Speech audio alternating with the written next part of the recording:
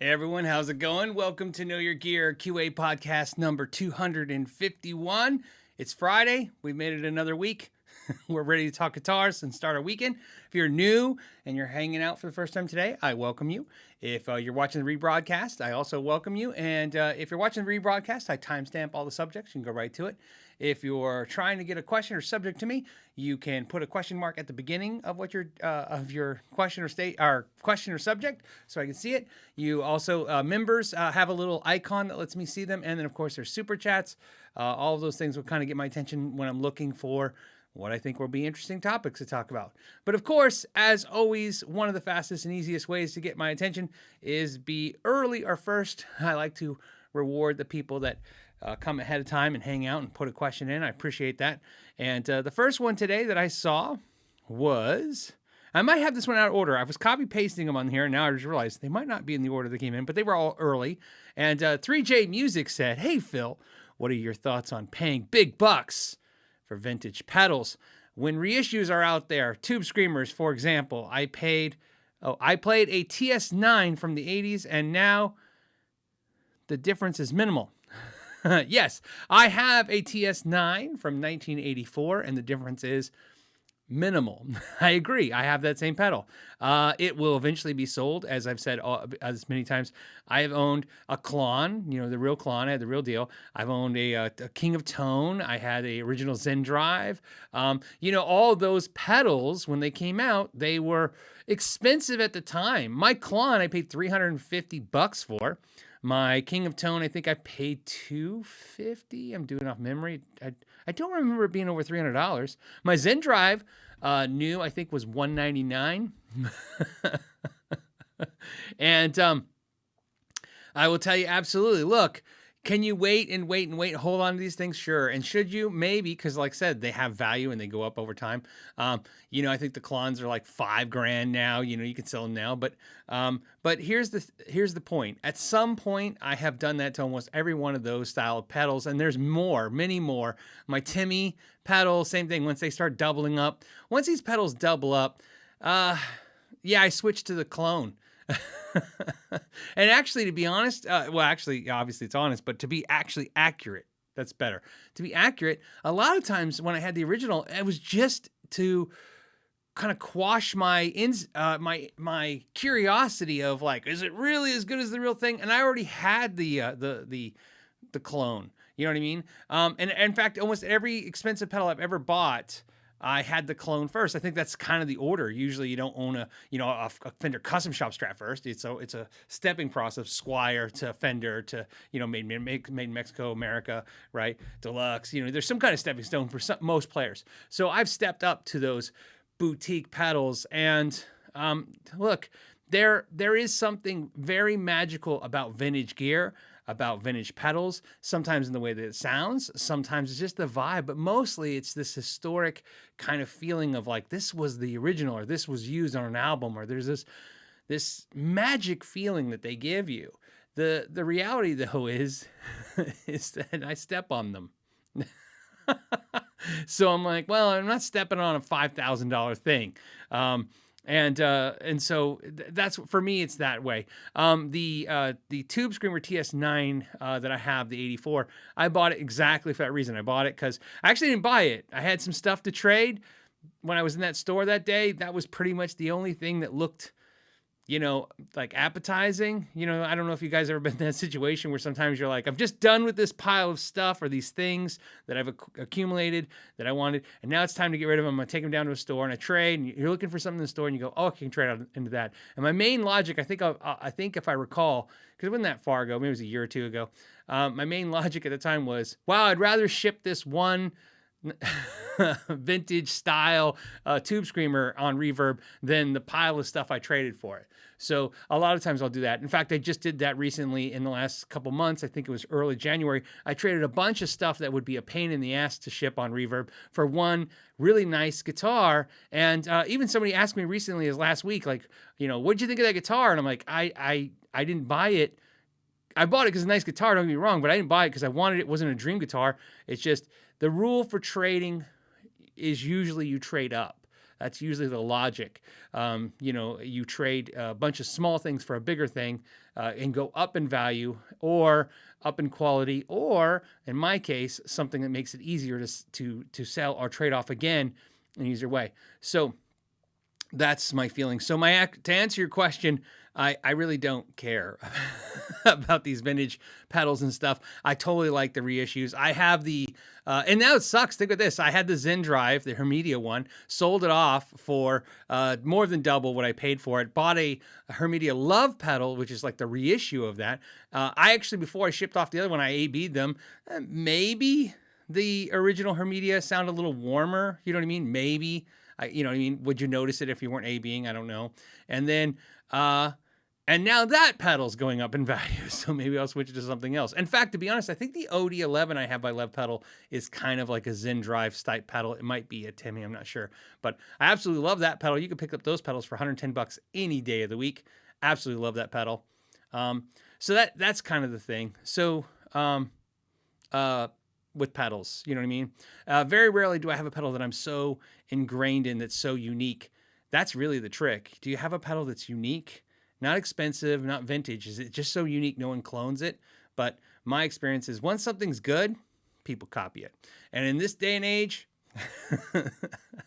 they can copy anything. I don't care I don't want to say I don't care what anybody says. What I want to say is it's hard for me to believe they can't copy anything when you see them copy everything perfectly. Let's see. The next question that came early that I want to hit up was Diddy Ob. Diddy Ob says, "Hey Phil, just wanted to ask if there was any news on the company that blocked one of your." He says YouTube. It was a podcast, but as you know, the podcasts are on the podcast platforms on YouTube. Podcast platforms, I've had no issues. So the question was, did it get any news? Well, the problem is the video in question that they're flagging is trying to put a strike on it. Is how it works is when you do a community strike, which the community strikes are different kinds of community strikes. The one specifically they're claiming is that I divulged private personal information. That's the thing you're accused of, right? So for instance, I would be like if I can share the internet with you guys. If I went on an internet screen and showed somebody's address or name or something personal, that person can flag your video and say, hey, look, this person divulged my personal information.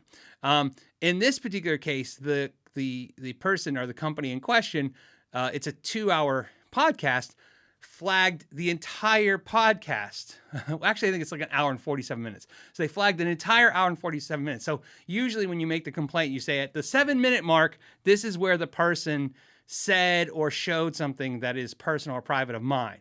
In this case, the company is saying the entire 1 hour and 47 minutes is a disclosure or whatever of personal information, which, if you watch any of these shows, I jump topics and there's at least 20, 30 topics per show. So obviously we're not staying on one subject for an hour and 43 minutes or 47 minutes. So the answer to the question is no, it hasn't been resolved. However, YouTube keeps getting back with me because the main issue is because the stupid company that's so freaking stupid put an hour and 47 minutes as the complaint, YouTube has to set a person down and they have to watch all 1 hour and 47 minutes of my video to find where I apparently disclosed this company's personal information.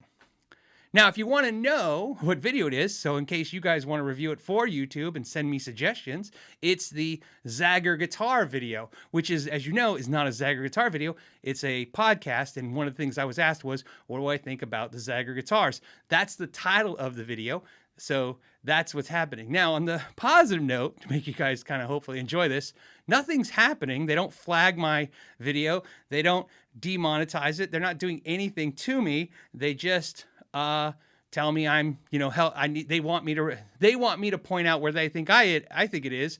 I actually watched the hour and 47 minute video and told them, I go, there's no point in that video where I mention a person, even name, right? Or show anything in the video, because they're like these videos. So, so what's going to happen is they've put it back. YouTube and I have kind of went back and forth 3 times. What's going to happen is eventually they're going to have they're hoping not to have that happen, but I think YouTube said eventually they're going to have a representative of YouTube watch 2 hours of my podcast, and then at the end they'll dismiss the claim. Yeah, there you go. That's what's happening. I just point out again, it's not a big deal. In other words, what I'm saying is there's no, like, I'm not being demonetized. There's nothing happening. I'm just, obviously, it's, if I was to lose, I'd get a community strike. But of course, you know, that wouldn't, I'd have to get more of them to be a problem. So just letting you know. But thanks for asking, Diddy, what was going on with that. I appreciate, you know, I know it sounds silly. It's not something I want to talk about, but I appreciate that you guys care, you know, to make sure that I'm doing okay or that things are getting resolved.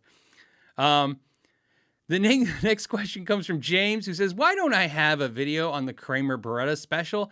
Everyone else has one. Well, one, if everyone else has one, sometimes that will deter me from wanting to do it. I just had a meeting this week, 2 meetings this week with companies that are prospectively looking at the channel. It's kind of how I do things.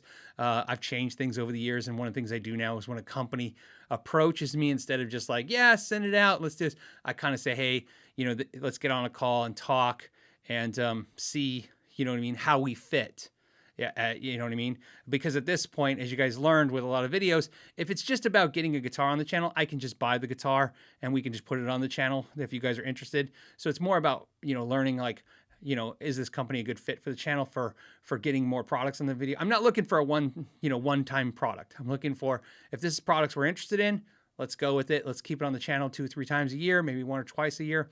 So anyways, the reason I point that out is if you guys are interested in products, let me know. But I've asked the companies I'm talking to now, is one of the things I'm kind of trying to get into the asking for is, can I be in the earlier runs of product reviews? I tend to always be, I mean, I don't want to say dead last, but as you guys have been following the channel, if you guys are following the channel, you know, like by the time I get a company's new release product, 9 out of 10 times, I'm the very last channel or in that last batch of channels, and you guys have already seen 20 people talk about it. So a lot of times I'm not interested and I just don't do it. And that's what this is. Sometimes you'll say, hey, how come you didn't do a video on this? Well, I'm like, after 20 videos are released, I don't know what I can add. You know what I mean? I'd have to watch all of them to find if there's anything else I can help you guys with or learn about. So that's that's the answer to that. But like I said, anytime you see stuff like that where you're like, how come you don't review a product? Just ask me to review it. BVS asked, hey, Fender Eric Johnson 2013. So they got an Eric Johnson 2013 with a finish checking. So if you guys don't know what finish checking is, it's usually where the finish has little micro cracks in it, right? That's kind of the one way to kind of see it. It's like eggshell cracks, eggshell cracks, it looks like a lot of times checking. And so he's saying he has a 2013 Eric Johnson Strat with the finishes checking. Is this normal in such a new instrument? Okay. Well, one of the things is your guitar, the Eric Johnson Strats, are nitrocellulose lacquer. And nitro lacquer does that when it's exposed to usually heat to cold. That's how they do it. Like when they want to relic and check your guitar, a lot of times they just heat it up and cool it down. That's just kind of how they do it. That's why a lot of times now you guys are getting boxes more and more, and the sticker says like don't open for 24 hours. You get the guitar and you don't open for 24 hours. And it's because that's what they're worried about. It's really, I don't want to disparage that as a rumor or anything. I just want you to understand why the sticker's there, and then you have to make your own decision. But caution is always a good decision in my mind. So in other words, just follow the damn sticker and wait 24 hours. However, what's really happening is the concern is, which we know is not always the case with FedEx and UPS, where the trucks are maybe heated, right? So let's say you're in a cold part of the country and it's really cold. The guitar's in a truck. That's the theory, right? The truck's in a heated truck. They take it out of the truck and they bring it, to your front door and stuff, and it's ice cold and the temperature drops and it can have an issue. Or maybe it's warm in your house and it's really cold outside, or in my case in Arizona, maybe it's really hot outside and the truck's really hot and they're bringing in a house where it's air conditioned. They just don't want that extreme temperature flux because it could cause things like that. Plus they don't want the neck to move a little bit. It's that, like I've always said, it's not that guitars hate heat or cold. They hate hot too cold and cold too hot. Nothing really likes, temperature adjustments that are very quick and dramatic. So that's what probably happened to your E Johnson. The good news is Fender charges you to do stuff like that. So although he have checking, it's kind of cool. You know what I mean? Probably it's just the start. Think of it as a closet classic relic. I don't think it's a closet classic relic, but you get the idea. They have the different names for the different levels of relic. Okay, let me hit some more of these questions. Well, actually, you know what? Before I do that, I want to share some stuff with you. I got some stuff. I got some, something happens during the week in the gear community, and then of course people send me emails and messages and stuff. And one of the things that happened this week, I got a bunch of these, was, I'm going to do it out of order if you guys don't mind, was the Spark Mini. So I guess Spark is coming out with a Mini, and I like this picture. I found this one off their video because a lot of you guys probably saw the Spark, and this one really shows it to scale. So it's obviously small, about the size of a rolling cube, if not smaller. And I took a picture right here, where it says multi-dimensional sound, to show you that it looks like it has 4 presets of a guitar and music knob. So I'm sure that, so it's presets, a guitar volume, music knob, music volume, input jack. Looks like the back has a headphone jack, maybe an auxiliary input. I couldn't see it. And of course it hooks to an app, and it has 10,000 app sounds and all that stuff.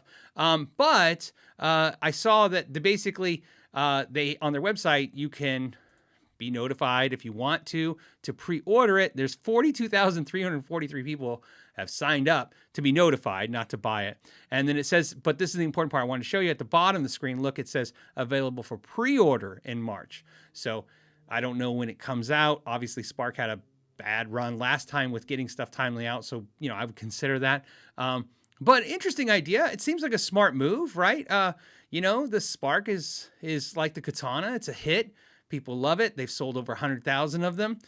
More people like them than hate them. And smaller, I think, is better. Because I really didn't buy it, or, for the size of it. I wanted it, because it was, back up. I didn't buy it for the how big it is. I bought it because how small it is. So being smaller is even better to me. I love the rolling cube, so maybe it'll be cool. My only thing is, like I said, I'm not into apps. So if I have to, I'm okay with a one-time app thing. Like I turn on the thing, program it with my app, kind of how the Universal Aux was. Pull up the tablet, program a bunch of stuff, call it a day. Maybe a year or 2 years from now, I'll have to adjust again. But I don't want to do a daily app adjustment. So I thought that was cool. I wanted to share that with you if you guys haven't seen it. I thought that was cool to be, because in case I like stuff like this, because in case you're in the market for a small amp, we were talking about practice amps coming out. Now this is coming, so you may want to wait before you get something, right? But I'm really curious because I was actually in the market for a Yamaha TH5. So I'm going to be traveling again soon. So I was thinking that'd be a nice little practice amp to maybe take, because it's when I travel for like work related stuff, I always take my laptop. I use software. I always do that stuff. But for my personal time, I'd rather just take a small amp. So. Then the next thing I wanted to talk about was, obviously these pictures popped up on the internet of Wolfgang Van Halen. And of course, if you've seen him, you've seen he was playing it. Sometimes he had a Gibson ES style semi-hollow guitar. And now there's this EVH semi-hollow guitar. And the rumors are that it's going to actually come out. And, is it exciting to talk about a new guitar? Absolutely. Is it like, oh, they're going to make the first like semi-hollow EVH guitar? Absolutely. But I wanted to talk about this for one reason and one reason only. I really think this is cool. Everybody's going to have different opinions. I'm sure some people are going to die hard to like, that was his dad's brand. He's Eddie Van Halen. And, you don't want anything new or different. But to me, this is the first step to say, hey, Wolfgang is a Van Halen, you know what I mean? And he is running that company, and he is part of that history and company, and he is part of his father's legacy, and he is making music. And, and what I love is, look, I would imagine, wouldn't it be so easy to just play Wolfgang guitars for the rest of his life, not change anything, just play his dad's stuff. So I thought it was really cool. So looks like this is going to happen. Is the rumor is pretty strong that it will be a a production guitar. This isn't just some thing like, I'm sure those are custom shops, something they made for him, but it looks like they will have a production semi-hollow guitar. And I'm for one, I'm excited about it in the idea of, that it's more proof, which is what I care about, that the Eddie Van Halen EVH brand will continue on. I wouldn't see why it wouldn't continue on, but we've seen stuff like that. So I'm just excited to see it keeps going on. Yeah, Danny says it looks cool. Like I said, some of you guys are going to say it looks cool. I'll go back to it when I'm talking. Some of you guys are going to be like, who cares? Me, I kind of liked it. I like the headstock. It's a little different. I like the block inlays. I like the relic white. I mean, it's kind of like, that was kind of different and cool, and a way to connect it to the old, like that's a trademarky kind of EVH brand style, the relic white guitar, but very cool. I thought it was very cool. Again, I think it was cool. Like when the Iconic amps came out, and they were kind of the last product that Eddie had worked on with EVH. So I think, I mean, I don't know the story obviously, but wouldn't it be cool? Like maybe this is either the first of the first, Wolfgang's, brainchilds, or maybe, we don't know. Maybe Eddie and him were working on this the whole time too. We'll see. So just thought I'd share that with you. That was pretty cool. And of course, because it's guitars and amps. Another thing that's cool is a lot of you guys sent out this message this week about the Catalyst, which is Line 6's take on the Katana. And I say take, it's like obviously the Katana took the world over by storm, like in 2017, maybe 2016, and has been a dominant force in the, let's just face it, in the modeling type amplifier market. And so our Catalyst is going to be their competition for that. So of course you guys sent me a lot of, hey, have you seen this? Have you heard this? Some channels already did some reviews, talked about it, comparing it to the Katana. Really, all I cared about was one thing and one thing only. Okay, which is, what did they use for the tones? And it looks like they're using some of the HX products as the tone. In other words, that's what they're using, like some of the technology for. So I'm really interested about that because, and I mean no offense, because you can offend a lot of people, and the Katana fanboy group is the strongest fanboy group sometimes, and rightly so. It's a good product for the money. But I've owned a couple Katanas. I like them. I like how they're great for pedal platforms. I like using the master input in the back to just run it as power and cabinet for a processor or something like that. I like a lot of things about it, but the weakest thing for me has always been the distortions. Even going through that little app thing or whatever, trying to find different pedals. It's not that they're bad. It's just never been the thing I loved. So to me, but I love everything about the Katana. I like the price point. I like the form factor. I like the easiness of use. I like the effects. I like everything. I just never been a huge fan of the distortions. They've always been like good enough. So I'm really excited to see if somebody's going to make something a little better. You know what I mean? A little sound a little better maybe. So Caleb's saying much better than the Katana in his humble opinion. So good to know, right? It's really, really, like I said, really cool to see. I'm just excited. So you guys know, it's been tough for the year. Last year's been tougher than the year before that, even though both years were pretty tough for doing a weekly podcast about gear when there's no new gear. It was like every week's like, what are you excited about? And I'm like, I don't know, nothing's coming out. I feel like now we're starting to see the gear come out. You know what I mean? A lot of brands have released stuff, and not just, like, hey, it's the same thing we had last year, but a new color. It's new stuff. So the fact that Line Sense has revamped their modeling amp line, the fact that Spark's putting a second tier to that amp line, that's pretty cool. The fact that EVH is expanding with new amps and new guitars, that's really cool. As you guys seen, Gibson, Fender, everybody's kind of releasing stuff. PRS, of course, is really stuff. So it's very, very cool. So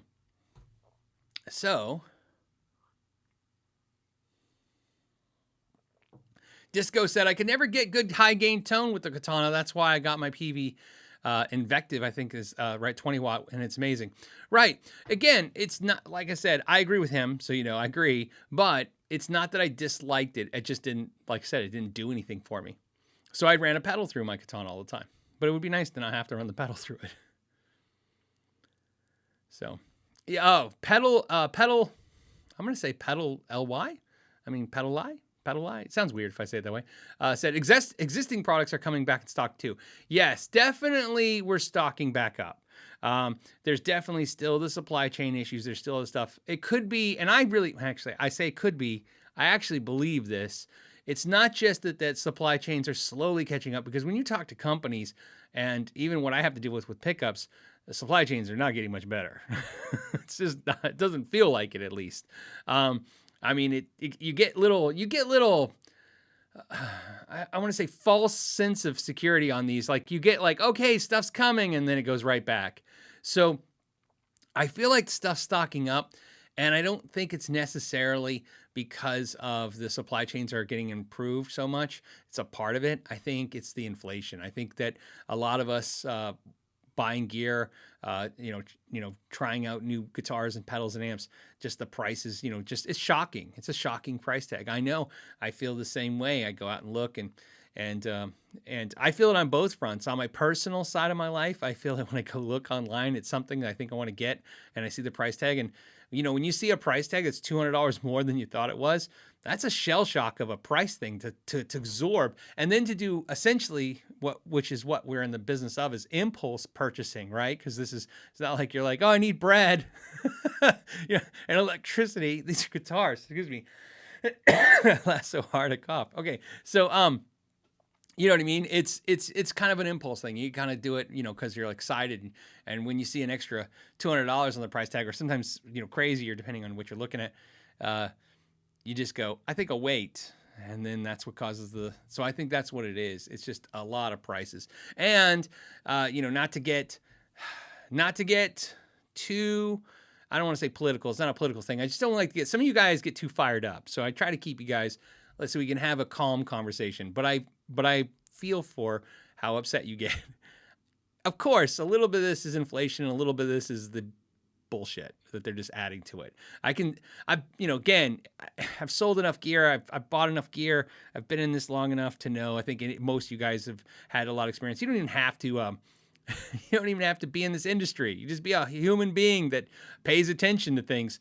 You can see like a price increase. You go, oh yeah, I understand. Then another one, and you're like, ooh. And then a third one, you're like, okay, calm down. You know what I mean? Or some of the price increases, you can see it's like, okay, yeah, I get it. Copper went up, but that's copper. And then the rest of that is just, you're seeing what we'll tolerate. And there'll be a little backlash the companies are going to have to deal with. You know what I mean? They'll have to deal with the fact that some of us are backing off. So, yeah. B says, people just love to get angry. Yeah, I don't mind that they get angry. I just don't want to change. I don't want to change the vibe of what we're talking about. Like I said, we're trying to keep it fun. Start the weekend fun. I don't want to talk about, that stuff, but it's just stuff that we have to be aware of. It's part of the thing we're talking, part of our community is talking about this stuff.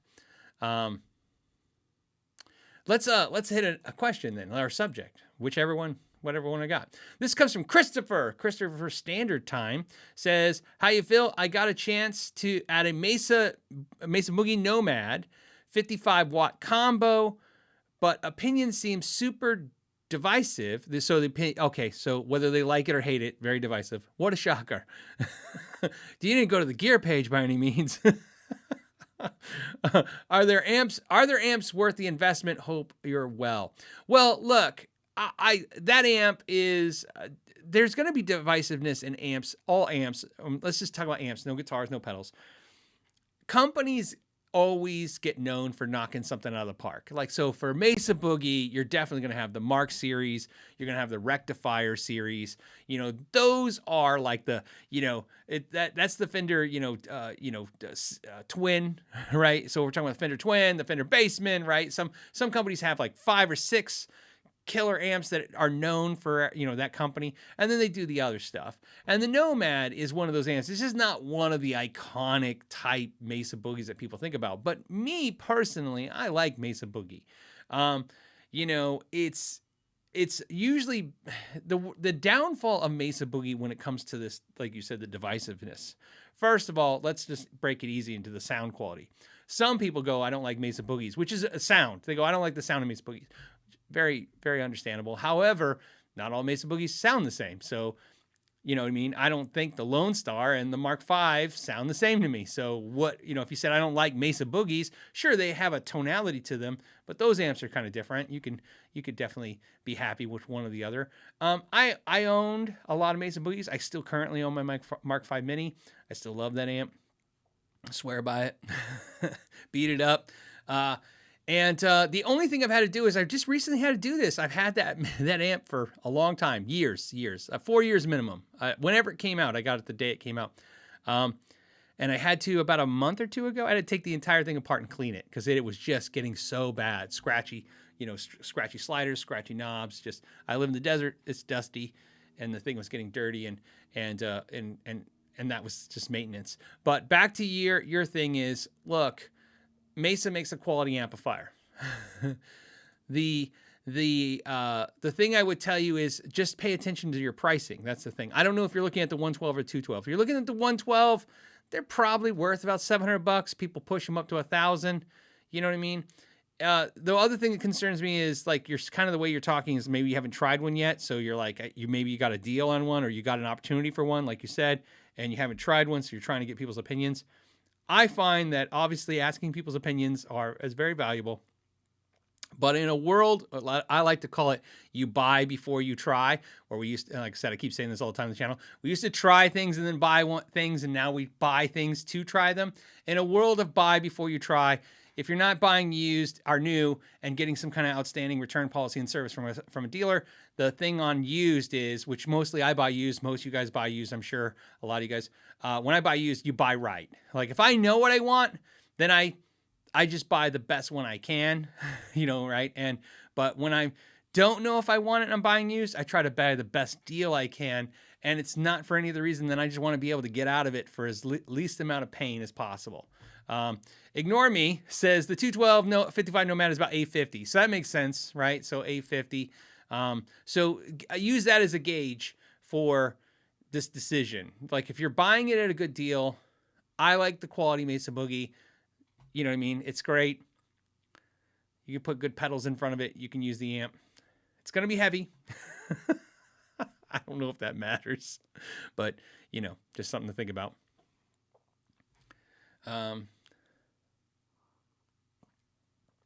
Chris is saying, the Chris who asked the question says, it is the 212 55 Nomad, and it's at $850. I mean, that sounds about the right price. Again, I'm not an expert on the market every day or anything like that. That sounds like the right price, like no deal to me. That's that's a fair deal. Although, keep in mind, as you know, condition, all that stuff is variable. So if you're talking $850 straight, no tax, no shipping, and it's in great condition, I'd say go with it. Like I said, it's a good amp. So the issue is not whether or not it's quality. It's quality. I like Mesa Boogie. The only complaint you get about Mesa Boogie from most people that have owned Mesa Boogies is if something does go wrong, they're a nightmare inside. So you have to find like a qualified technician that is willing to go through that hell because it's not a basic amp. They're very complex in their layering and what they do. And that's the only complaint I've heard about them. But in my experience with people who come into the shop for, like I said, I had a shop for 13 years. So people come in the shop with broken amps. Mesa Boogies were not one of the ones we saw the most of by any means. So, we see them, but not more so than anybody, not more than any other expensive amplifier. They're built really well. We have the next question comes from Alex, or subject, I'm sorry. Says, hey, went from 9s to 10s. So he's going up a gauge on his Strat in the setup. Realized I never messed with the tremolo height. Okay. What's the difference between tightening and loosening the claw screws and adding and removing springs? This is a great question because I think a lot of you can relate to it. So when you're changing your gauge or your strings, or you're just trying to change the feel of the tremolo, whether that be, like I said, maybe you want it against the body and you want it to, just go forward, or you want to free float it. This question comes up a lot. How many springs should I use? Well, first of all, you got to use 3 when you have 10s, okay? This is a broad stroke general rule because, again, we're talking. I don't have a guitar I can show you and go through this and test it. But usually, in my experience with these, if you have 10 gauge strings, you have at least 3 springs. If you go to 9s, you'll still also have 3 springs, but you could go to 2 if you had to. But you definitely probably stay at 3 and you'll loosen the screws. The easy part is when you add more springs, usually it's because, think of it this way, it's just max tension, right? Let's say we go 10 gauge strings, you got to go 3 springs. Okay, let's just use that theory. If you go to 11 gauge strings, maybe you go 4 springs, 2 on each side. If you go to 12s, right, on a Strat, we're just talking strats, maybe, well, not maybe, I would definitely go to 5, all 5 in, okay?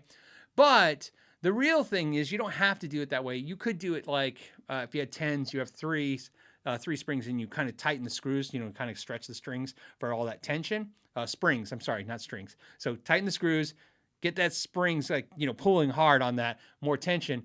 If that doesn't work, let's say you're tuning up, maybe you're 10 to 48s or something, and the bridge is still not where you want, you're going to have to add springs. That's the best way to think about this. You tighten screws first to give more tension. If that doesn't work, you have to add springs.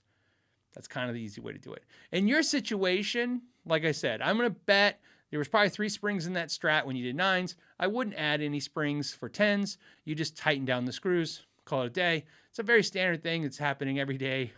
Everybody's doing it to their Strats. It's quick adjustments. No heart surgery on that Strat. But somebody's saying nines are too light for me. What's funny about that is I have played 9s from the time I was 18 years old to about 3 years ago, and I switched to 10s. And the reason I share this with you is for this reason. The only reason I play 10s now is because of YouTube. I play a lot more than I've ever played because I used to practice a lot. I used to play a lot, jam with some friends. But when you do YouTube, I mean, it's another layer of this stuff. You're always working on guitar, have a guitar, and then doing YouTube videos. Like I said, you guys don't see it because you watch a 14-minute video and I played for 2 minutes, but that 14-minute video was really 50 minutes long. And there's probably 20 minutes of playing in there that gets edited down. So, you're playing a lot more. And sometimes that playing more, I literally did what you think it does. It's like working out. I needed to increase the weights. I had to go from 9s to 10s. I found the 9s got a little too bendy. The other thing is, I like 10s for doing the videos because it's very, it kind of feels more like, 10s outsell 9s. That's just a fact. Most retailers will tell you that they sell more 10 packs than 9 packs. That's a very consistent thing. String manufacturers will tell you that too. And if it's not that way, it's usually 50-50. So 10s work for me as well. Most guitars ship in 10s now. Yeah, and then Matt Harrison says 10s on his Gibsons, 9.5 to 46 on the Fenders for him. Yeah, I do that sometimes too. Like I said, I'll vary at that. I used to do, change it a little bit. I used to do 9s, like I said, on some guitars and 10s on other guitars just based on how the guitar's needs, how it felt, the tension felt. But I've been experimenting and it's been working great, which is I've been doing 10s on the guitars, and then when I want to go 9s, I go pure nickel 10s, which are just a little bit easier, softer feel to them, and that's been working for me too. But yeah, I use 9s for some guitars. So, what else? We gotta talk about something else. What are we gonna talk about? You're like, I don't know. We came here for you to talk about it.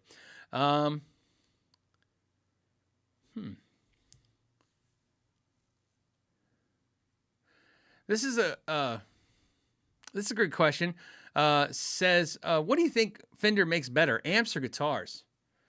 Well, that's tough because they do both amazingly. But I guess I'm going to say, just because I like this question, it's fun. We're doing it for fun. I think amps. And here's why I think amps.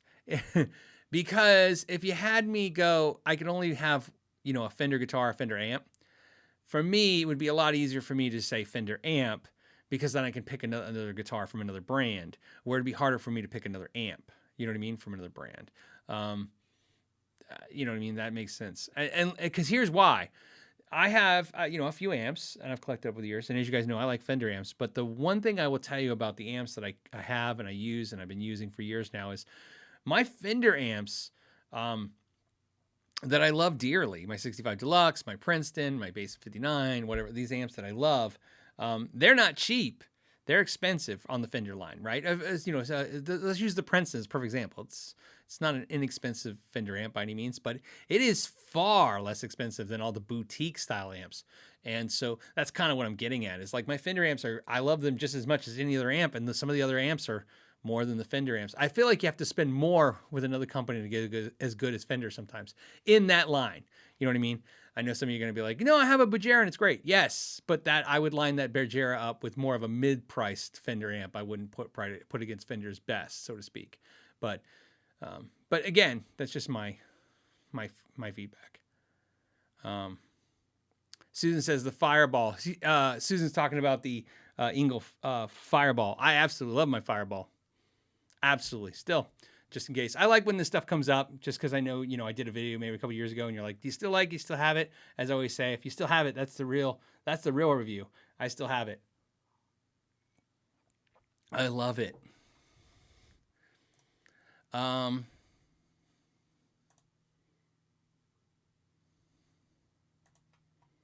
on a second.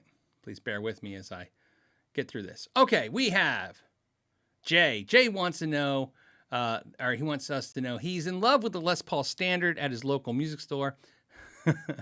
I know that feeling. It says, there are some finish issues under the clear coat. I know the rule on asking about buying a guitar. In other words, the rule is if you ask us, should you buy a guitar? We say yes. He says, he says, asking about the guitar and what you did with your recent RO. So he's talking about my recent Gibson RO video that I talked where I sent the guitar back because it just was not worth keeping for me. He says, what's your opinion? Well, realistically, look, here's the thing. And I said it, I've kind of said it over and over again. With Gibson, I think you're just going to have to decide if you're okay with that. I thought I was clear in my RO video, which I was, but sometimes, it's like sometimes you look at a video and go, maybe I should have been spent more time talking about one piece of it. The big thing about the RO was the price. It's just a lot of money. It was a very expensive purchase. I strategized that purchase based on the fact that I was like, okay, what I was really doing, you guys can tell, was I was very excited to basically thin down some guitars. That's really what it was come down to. I had some Gibsons that I collected up through the years, through the channel, through, doing these videos, and thought, well, why have, a bunch of Les Pauls? I'll just have this one that I love and I'll get it. And the reality was when I got it, it had issues. And at the end of the day, it wasn't as nice as the Les Paul that I had, that I paid, less than $2,000 for, and it was a much more expensive guitar. So that is where I drew the line. In your case, you'd have to come up with your same kind of line. What are you willing to tolerate for that guitar? If you love it and you love the way it plays and it's got finish issues, that's fine. What I factored in, which you may want to think about, the main thing I factored in on my Gibson RO was I was thinking like in 5 years, that's what I asked myself, in 5 years, let's say I don't use it as much and I don't like it as much or whatever, it's time for it to go. Based on how it looks now, what's going to happen to me? And what I decided was I was going to take a bath of about $3,000, which is an insane amount. It's insane. It's $300 is a lot. Everything's a lot of money. That's a lot of money. I couldn't justify losing all this money on a guitar. You know what I mean? That I'm not sure about. So same thing with you. You're in the same boat. If you're looking at a Les Paul Standard, you're looking at a guitar that's $2,500 to $2,800, depending on that. And those issues, if you ever decide to resell it, that's going to come up with the buyer, and you're going to take a bath on that. So just be aware of that. But like I said, and I know everybody says the same thing. Like, if I buy a guitar, I keep it. That's great. Every guitar I buy, I plan to keep. But sometimes 2 years later, you just don't use it, or you don't love it, or, something changes. You change. So Vimps69, what's up, Vimps? Says, hey, Phil, the wife and I are moving, and I don't know what to do with my 16 guitar cases after I hang all the guitars on the wall. I know you don't keep them. How do you sell guitars without cases? Well, selling guitars without cases is really easy. It's the tough part is shipping guitars without cases. So I can tell you right now, if you have a guitar and you decide not to keep the case, I've been doing it for well over a decade. where like I said, I don't like stacking up cases. So if I get a guitar and it has a case, like a Fender Strat, I'll get a Fender American Strat. This is like, let's say it's 2015. I bought a Fender American Strat in 2015. I sold off the case. I didn't want the case laying around because, again, I'll hang it or put it in a rack stand. And if I ever sell a guitar, I already know it's just like people ding you $50-$60 for the case, if that, because they just don't care. But when you ship it, you kind of need a case, so that's something you have to think about. It's hard for me on this one because this is something I do, so I'm telling you I do it, but I don't know if I'd recommend it. Does it make sense? Getting rid of the cases is hard to recommend to somebody because there are some hardships to not having the case anymore. I do it because of that same reason. I just don't want a stack of cases. I don't want a closet that's just cases. And it doesn't take a lot of guitars. 10 guitars is a lot of guitars, but it's not like an insane amount of guitars. 10 guitars, that's a lot. 10 cases is a lot of cases. The other thing that may think about too is, I don't know, you say you're moving, I don't know where you live. One thing you also have to factor too is where I live in Arizona, a lot of things are not available to me that may be available to you guys. I really can't store a whole lot of things in the garage. There's about 4 months a year where the garage is so hot, the glue on the cases will come off. I wish I was kidding. I'm not kidding at all. Like it's that hot in the garage. It just heats the glue so much that the vinyl pulls off. So I lose some of you guys can stick stuff in garages all year round. I don't have a place like that. So that's where I can store things in the garage for maybe 6-7 months a year, maybe a little longer than that, maybe 9, round it up to 9. Nick says, I got to use Mitchell MD300 to have a project guitar, practice working on my gear. Your tutorials and videos have been invaluable for me. Thank you, man. I appreciate that so much.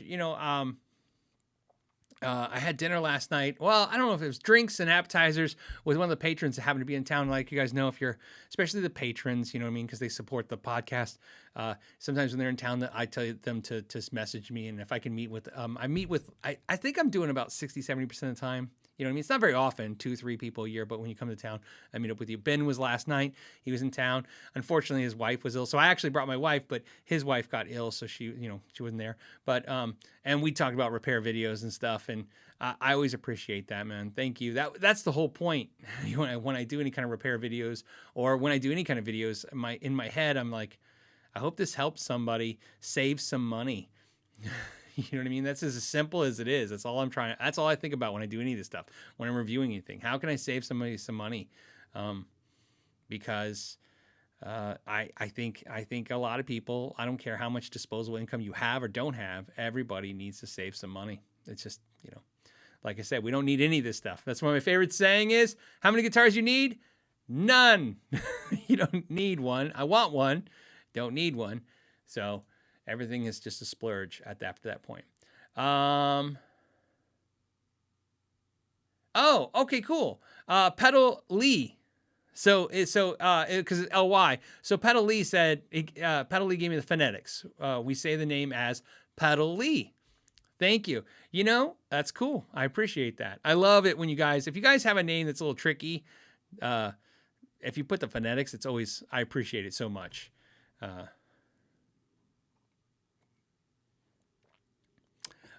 Grumpy Guitar Mike wants to know, what size t-shirt do I wear? Cheers. Well, on a good day, I'm an XL, but that day is very rare. So 2XL is my safety. So I like 2XL shirts.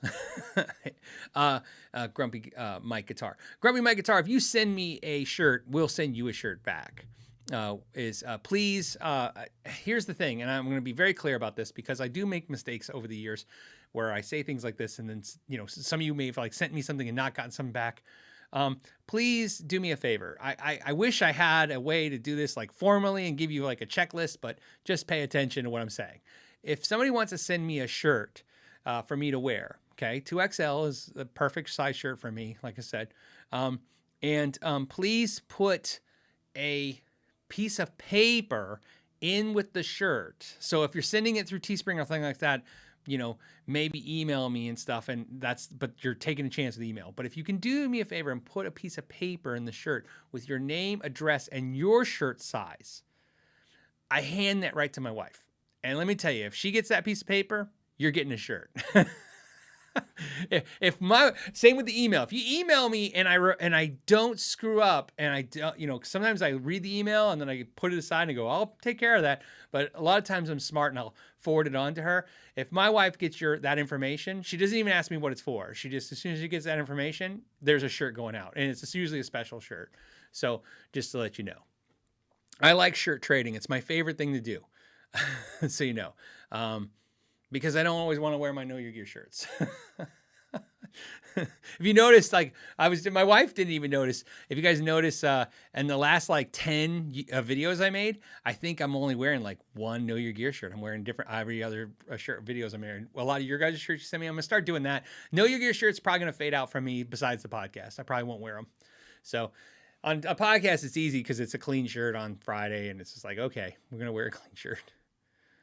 This is a good time since I should probably do this because it's smart business to promote. If you look at the link down below for t-shirts, I have now officially put them on sale. You don't have to have a code or anything. They're just on sale. So you notice the drop in price in the shirts.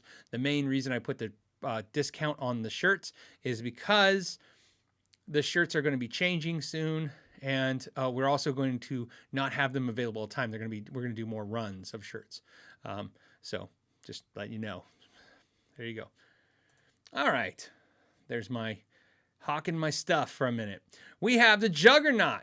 The Juggernaut TV2 says, Phil, looking at the Yamaha Revstar, interesting, says, any experience with these guitars? Yeah, I just worked on one a couple months ago. They seem to have a good quality reputation and appear very responsibly priced. Yeah, what's funny is my buddy Tyler, he bought one because he's really into Novo and Fano kind of guitars, and he has those, and he has a band practice, and he was like, I don't want to leave that guitar at band practice, as you can imagine. So he found one of those, and he decided to change out the pickups. I'm pretty sure that's what happened. And what happened was when he was doing the pickups, he accidentally pulled the ground wire off the bridge post, and those guitars use a special bridge. So he didn't know how to get the bridge out. So he brought it over, and I fixed it for him. And then I got to play it. I was really impressed with that guitar.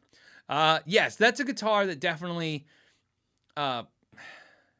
So I can only tell you this one piece that I'm going to tell you, which is I was very fortunate to have a discussion recently with Yamaha, which is a company that I have, because Yamaha's Line 6 and also Ampeg and stuff, but Yamaha specifically, and Line 6 of course, but Yamaha specifically, it's a brand of acoustics and electrics that I think are high quality that I'm always talking about, but I never do videos because, I have to buy them just for the videos, sometimes a little tricky. So we'll see if those relationships bear some fruit of getting some of that gear on the channel. But I can tell you right now, here's the good news. I like to know a vibe of a company, and the vibe of the company was so good that I just feel comfortable buying them. If it doesn't work out that way, we'll just get them on the channel because they're good. So you'll see some Revstars, Juggernaut, somehow, some way. If you guys don't suggest it to me, I'm probably putting it on my own rotation, just as something I'm curious about. Huff Daddy 75 says, my 12-year-old stepson asked why I have so many guitars, but only play one song. Okay. I want to read the rest of this, but we got to definitely talk about that. He says, I have counted and I play 25-ish, but he said, why don't you play any Minecraft songs? Suggestions? Yeah, learn a Minecraft song. I've said this before. I'll say it again. If you learn some music that your family loves, I told this story many times, right? My mother, when I was a kid, I started learning all the heavy metal songs, okay? Everything was heavy metal. And my first song ever was Iron Man, and then I was like, rock you like a hurricane, and then all that stuff, right? That's because my guitar teacher was like, what do you want to learn? I'm like, these songs. And he would just show me metal songs. And I would play them for my mother. What I didn't realize was, and I think I told you this story, okay? But I'll tell it again, because it's important to you, and if you haven't the story, it's been long enough to where we could tell it now. I had been playing, I've been working my butt off, I've been practicing, I was playing in a band. I got to a point where I was like, okay, Mom, it's time for a new guitar. I need a new guitar. I could tell that I'd outgrown mine in the quality of what I could do and how it sounded. And And what I didn't know at the time, because I was a kid, was my mom thought I was horrible. And one day, how I figured it out was one day we went to the music store, I think to get strings, whatever it was something small. We were in the store, and a kid I knew from high school, went to high school with, who, because we were both in high school, his name was Jason, and he was playing Johnny Be Good, which is not a very complicated song to play, considering I was playing stuff way more complicated than that, right, at that time. Okay, because I've been playing for about 2 years. And my mother stops mid-purchase and goes, "Oh, he's really good." And she's like, "How long you been playing?" And he's like, 3 years. And I was like, "I'm better than him." And my mom looks at me and goes, "Well, in another year, you'll probably be as good as this Jason kid." And I was like, I was so pissed, right? But what I learned was, what I was playing to my mom just sounded like noise. And so, I can tell you right now, I told you the story before, I learned some songs that my mom knew and liked, and immediately changed her perception of what I was doing. It's funny to me. And what's crazy to this day, and it's not just her, it's all kinds of your friends, like I said, children, family. I could tell you it's crazy. You could play something way simple, way more simple than what you normally play, but because it appeals to them, it's just quality. Think of it, like I said, I always stick with the cooking food analogies. I love it. You can make the most complicated piece of sushi, but if they hate fish, you're never going to convince them you know what you're doing, right? So you got to cook something that they want to eat. And even if that is easier to cook than what you normally do. So it's really effective. And so, like I said, learn Minecraft, play a Minecraft song. Why not? Or something like that. Because it'll make you feel better, because then they will go, "Oh, wow, that's really cool what you're doing. I like that." So do it. But yeah. And the other thing is, this is to help you as well. Don't feel bad about that comment, because I deal with it every day too with my family. Remember I said my wife's been listening to me play since we were since I started playing guitar. My wife's known me since I started playing guitar. So I can tell you right now, I play stuff all the time, and my wife sometimes can't tell I'm playing something different, because there is that's really, even if you're not very good, or if you're very good, it doesn't matter. That is your technique. That's why sometimes when you hear a cover song from another band, it sounds kind of like that cover song, but it doesn't, because it's got the vibe of that band. Sometimes you have a technique, a style, you know what I mean? And they can't differentiate style between your songs. So, I don't know. There's my 2 cents, buddy.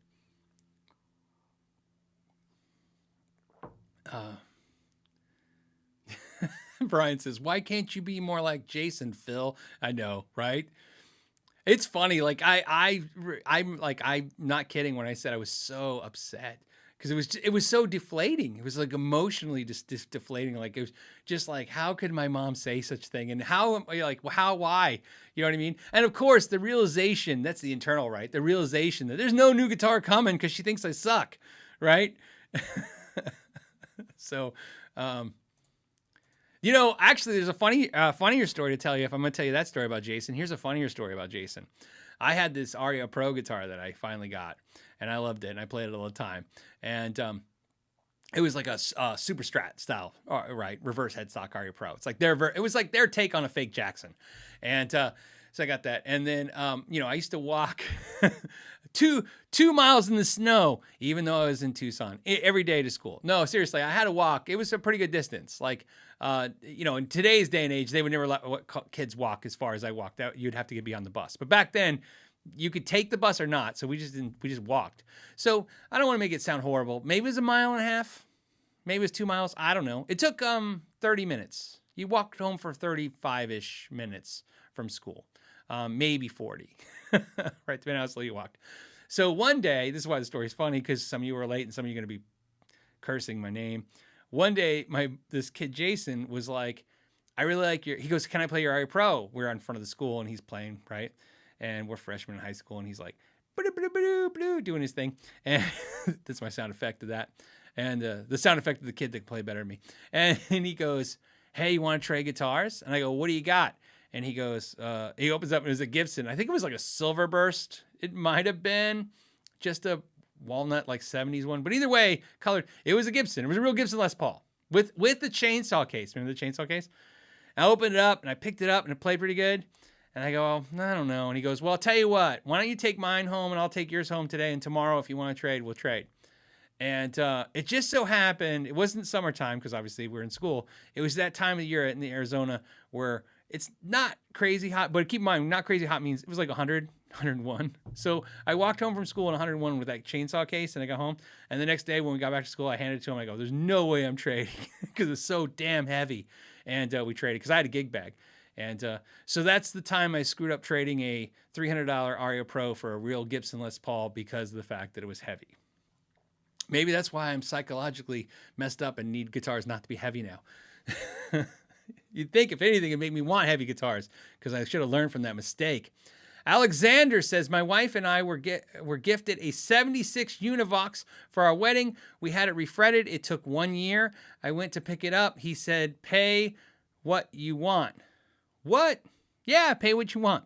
I don't know the circumstances. I'm just going to give you the story. Yeah, sometimes when you failed the customer. You know what I mean? Look, no one's perfect, and legitimately though, sometimes you fail the customer. Failing the customer is like you took too long. Something happens. It gets on the back burner. Maybe you waited for a part because that's what sometimes happens. You're waiting for a part. A couple months go by, you don't get the part. The part finally comes in, but now you're in another project that you're dealing with. The next thing you know, what felt like, hey, you brought it here 8 weeks ago. You're like, well, it was actually last December, right?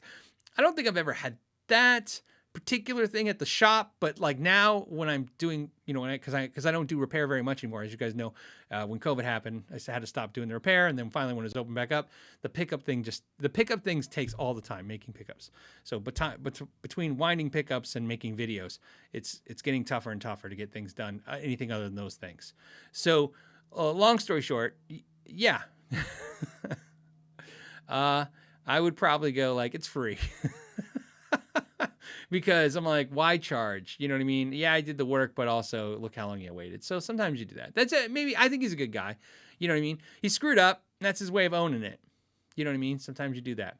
Sometimes I call it sweethearting. I'll sweetheart in something. I did these extra things and I threw this in. And they're like, how much is that? And I go, it's no charge. Because again, you screwed up. You're trying to, like I said, you're trying to do right by the customer. Maybe that's how I did it. So there you go. Cheers. All right. The Convert, hey, what's up? Says, 2 related questions. I don't like the Yosemite pickups in my Strat Pro SSS. Okay. I know single coils I have liked in the past, but I can't decide single, or HSS. Also, do you still go bridge, humbucker in your S-type Strats? You're the man. Yes and no. So, okay, so let's see, go. So if you know what kind of pickups you like, you should stick with them. I find that works way for me too. Works best for me too. You know what pickups you like, stick with them. When it comes to the single and the HSS, it really comes down to this answer, and this is the best answer I can give. I have a bunch of Strats now, or variations of Strats. So I have HSS and singles, right? Okay. And that's why I have that way. If I only had one Strat, I would want a single, but I would have an HSS because it's just more versatile for me. You know what I mean? That's really what it comes down to. But if you look behind me, like with my Strats, you'll see there's an HSS right here, and then there's a single right there. And, so I switch between them. And the main reason is because I don't love the single coil bridge pickup all the time. That's the problem. It's not that I dislike it. It's just sometimes I don't like it. But I use, I have a set of pickups that I use specifically the singles. I don't have any of those guitars behind me. But if you notice more and more in videos, you're seeing me with just single coils in my Strat. It's because I'm using a special bridge pickup now that I just like better as a humbucker, or as a single coil compared to a humbucker. Steve says, hitting Chicago Music Exchange on Tuesday. Any other guitar shops in the area I should check out? If you guys are in that area, could you let him know? Only thing I know is like Reverb's down the street. I think they're their facility, but I don't think you can go in there. But I don't know what's down. You know what actually is making music's got to be in Chicago, right? Chicago Music Exchange is got to be in Chicago, I assume. So making music, make MAKE, the letter N, music. It's a high-end store. I don't know if Teddy still owns it, but Teddy was the owner before. My favorite thing about Teddy was when he told me that he doesn't carry strings or picks in his store. He doesn't carry anything. Let's see if I can. So this will give you an idea about the store. What he told me was, I don't carry anything that I can't make $1,000 on. He might have said $500. Either way, it felt like $1,000 when he said it. Like, I don't carry anything I can't make $500.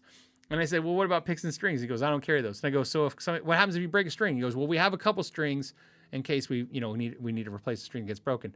And I said, what about picks? And he's like, customers have to bring their own picks. To this day, I don't know. We were at a dinner. It was Steve from Wildwood took us. We were at an airport. Steve from Wildwood Guitars paid for the dinner. I was lucky enough to be there, and then Ted from Making Music was there. So Teddy. If you go there, let me know if it's still there and if it's still Teddy owns it, and also if that's true. Because to this day, I don't know if he just was saying that, like busting my chops. What a cool thing to say to another guy who owns a store. Just start giving him the worst advice ever. Like, that's how I felt. I was like, either he's crazy or he's just messing with me to see if I'm like, I go home and go. I think he was also telling me to stop carrying basses. I go, you don't carry basses? He's like, nope, they don't sell. So we just guitars and no picks and no strings. And then, of course, everybody else put in any other places in town that's good. Daytalk says, hey, Phil, double new guitar week for me. Kurt Cobain Jag and a Tobias Toby Pro 4 bass. I love Tobias. What do you think about Tobias green basses? I love them. Tobias was a bass I always wanted. You'd go into Guitar Center back in the day, and they would have one, and you'd pick it up. And at that time, I was sound gear money. You know what I mean? Like maybe $299 was like, that was the peak of what I could afford. I spent, you gotta understand, my son was born in 99. So like 99 to, like I've told you guys before, I'll tell you over again, if you're new parents, everybody talks about formula and diapers. It's the daycare that will just financially just destroy you. Daycare is just psychotic, and I'm sure it's worse now. But anyways, the entire time we had daycare, there was just no gear in my life at all. Nothing. If I couldn't figure out how to trade into an Ibanez bass for $199 with zero cash out of my pocket, there was no way I could come home with one. So Tobias was a dream. So the interesting thing is, by the time I probably hit a point in my life where I'm like, I could probably buy a Tobias bass, you couldn't find them. So even the Korean ones and stuff. So very good bass. Very cool. Good score. Kurt Cobain guitar as well. Have a great week with that. WooTech says, just got back from Tommy Emmanuel and Jerry Douglas live show. First gig in 2 years, and it felt great. Yeah, it's awesome. Biffy Clyro is going to be in my town. If you guys don't know who Biffy Clyro is, all I can tell you is what I tell everybody. If you like Foo Fighters, you should listen to Biffy Clyro because they're good and they're that vibe, and I love them, and they're an amazing band. And but they're going to be in town, and I'm looking right now, in May 3rd. So anyone's in Arizona thinking about going to Tempe Marquee, May 3rd, 8 p.m. They also doing a 12 a.m. show the next day, which is weird, but it's like $45 and $55 for tickets. So I might go to that because, I have not been to a gig since COVID. I went to saw a stand-up comedian, and that's it. Meester says, Evertune, ? Thanks. Yeah, the Evertune's coming. That video will come. We're lining up all the videos right now and kind of aligning them. Things just keep happening. There was a video that was supposed to come out yesterday, and then, because the news events and everything was going on in the world, it just didn't feel right to release it. So we backed it off.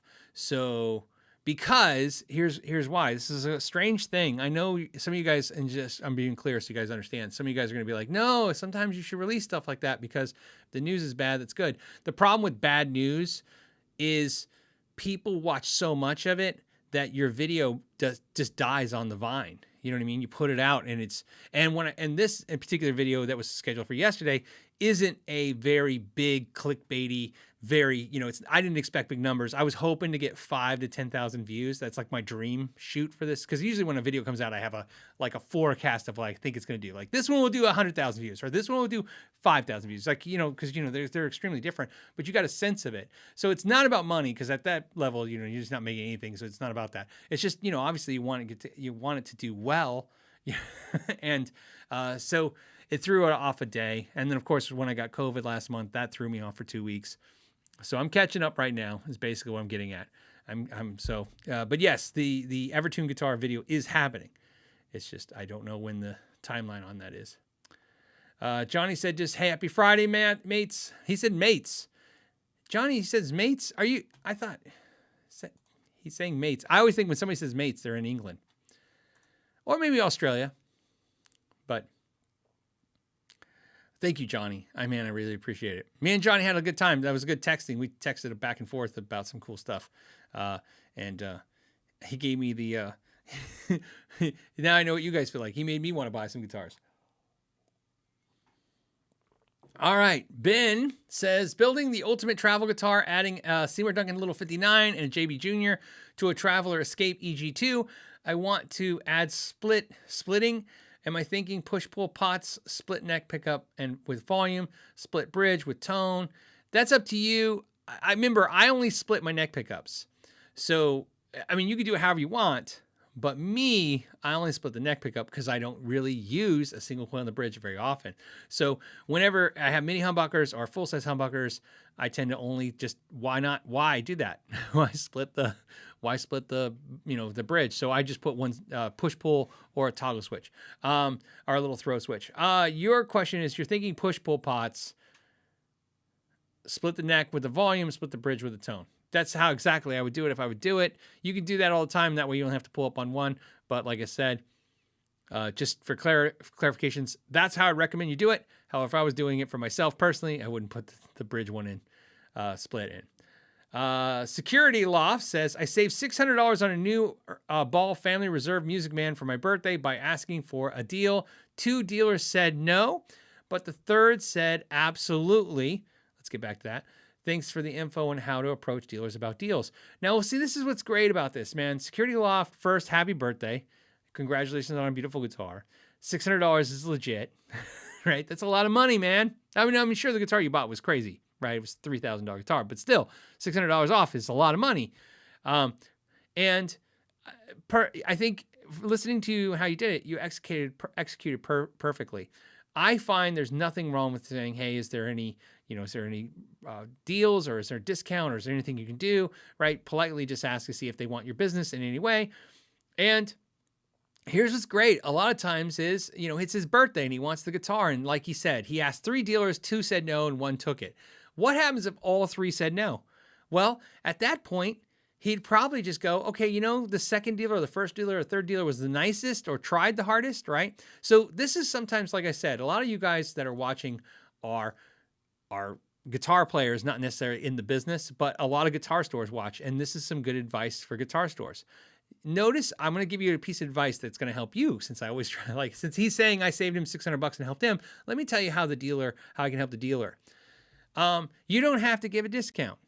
You know what I mean? That's up to you. Yeah, I'm sure the dealer that gave the discount probably was looking at the numbers going, we have the guitar, we can make the money, and it's gone, and it's money in our pocket. And the other dealers are like, we're going to sell this guitar eventually for the right price, so why give away money? Both those logics are personal to the dealer's personal situations and why they would do it or not do it. But the advice I'm giving the dealer is, if you don't give a deal, that's absolutely fine. But always make sure you leave an impression of like, hey, I would really like to take care of you, but just right now there's no deal. But if you can't find anything, don't forget, I'm here and I'll take care of you. And the reason I say that is because obviously he took the deal. So there was no way that dealer who wasn't going to get a deal, no way the dealer who wasn't going to give a deal was going to get the sale. But if all 3 said no, this is my question to you guys, and now any dealers watching, who do you think he was going to pick? He's going to pick the dealer that treated him the best, because money is first, and then after that, maybe it's the treatment. Sometimes it's both. So I'm just giving you more insight into that. Because I've had that experience too, where I told you guys I would give a customer a deal and then sometimes I wouldn't. But sometimes it was a great feeling, by the way. The customer comes in 2 days later and it's like, hey, I went to a bunch of stores and I went online and no one's willing to give me a deal. So I think I'm just going to take it. You know what I mean? You're like, oh, cool. And sometimes that was just because I was the last person, or sometimes it was because I treated them right.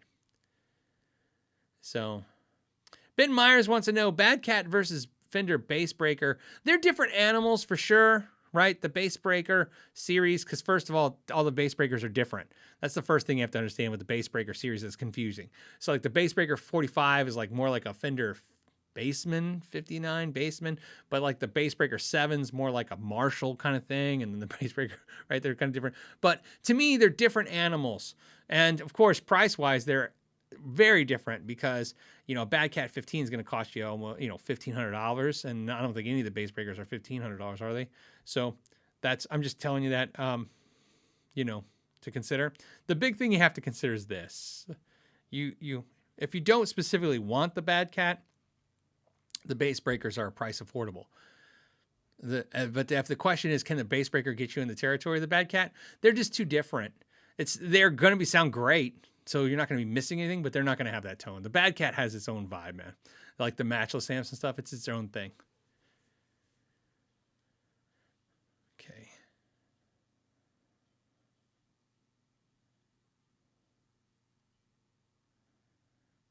I'm sorry, I'm just reading some of you guys' comments.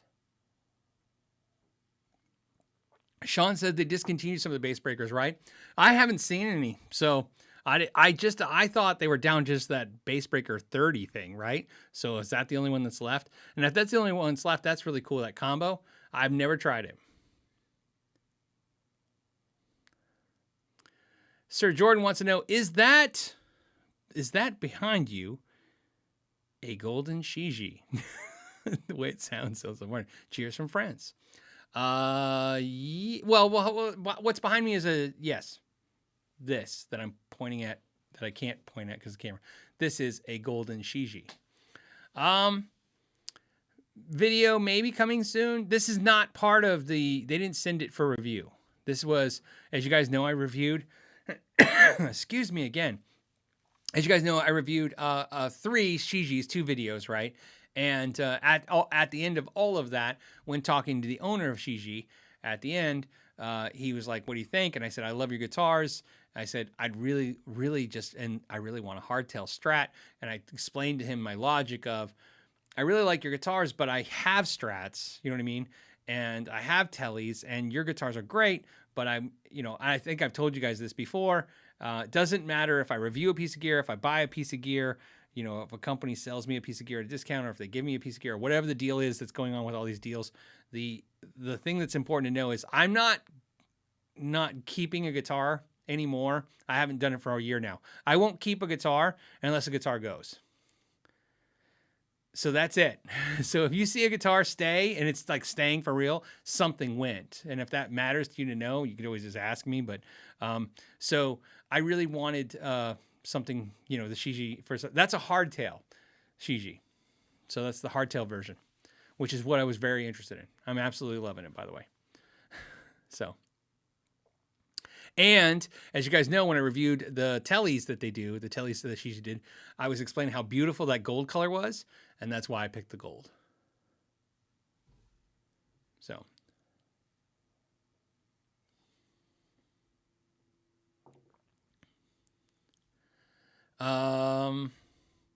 John King wants to know why PRS only, why are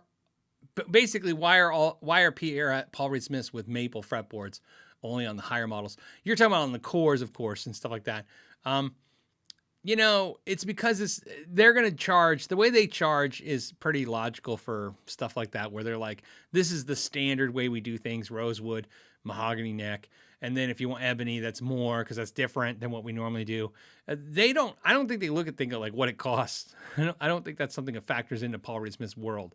Like if they do a flame maple neck with a maple fretboard versus a mahogany rosewood, it doesn't matter if it costs more. Sometimes it costs more because it's really flamed and stuff, but it's just, if it's different, then it's a charge. Does it make sense? I mean, that's just what I get from the vibe of it.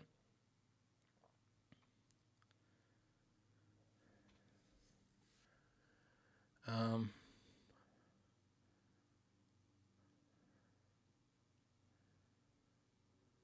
okay. All right, hold on. I'm just jumping around. I'm sorry. The next one comes from Matthew, who says, "Your story about your mom made me chuckle. My dad dug the same music I did, but my mom is like your mom. She doesn't appreciate Metallica." Yeah, I mean that's really what it came down to. She just didn't appreciate, you know. Think of this. I was playing like Van Halen stuff, back then, and Steve Vai stuff, trying to learn that stuff. And I was, pulling it off pretty well, as you would, right? Because you're practicing all the time. And, and then, so you hear a pentatonic bend, a Johnny B. Goodlick, and then here you're like, oh, I'm arpeggiating. And my mom was like, the arpeggio to her just sounded like noise. It just sounded like, especially with all that distortion.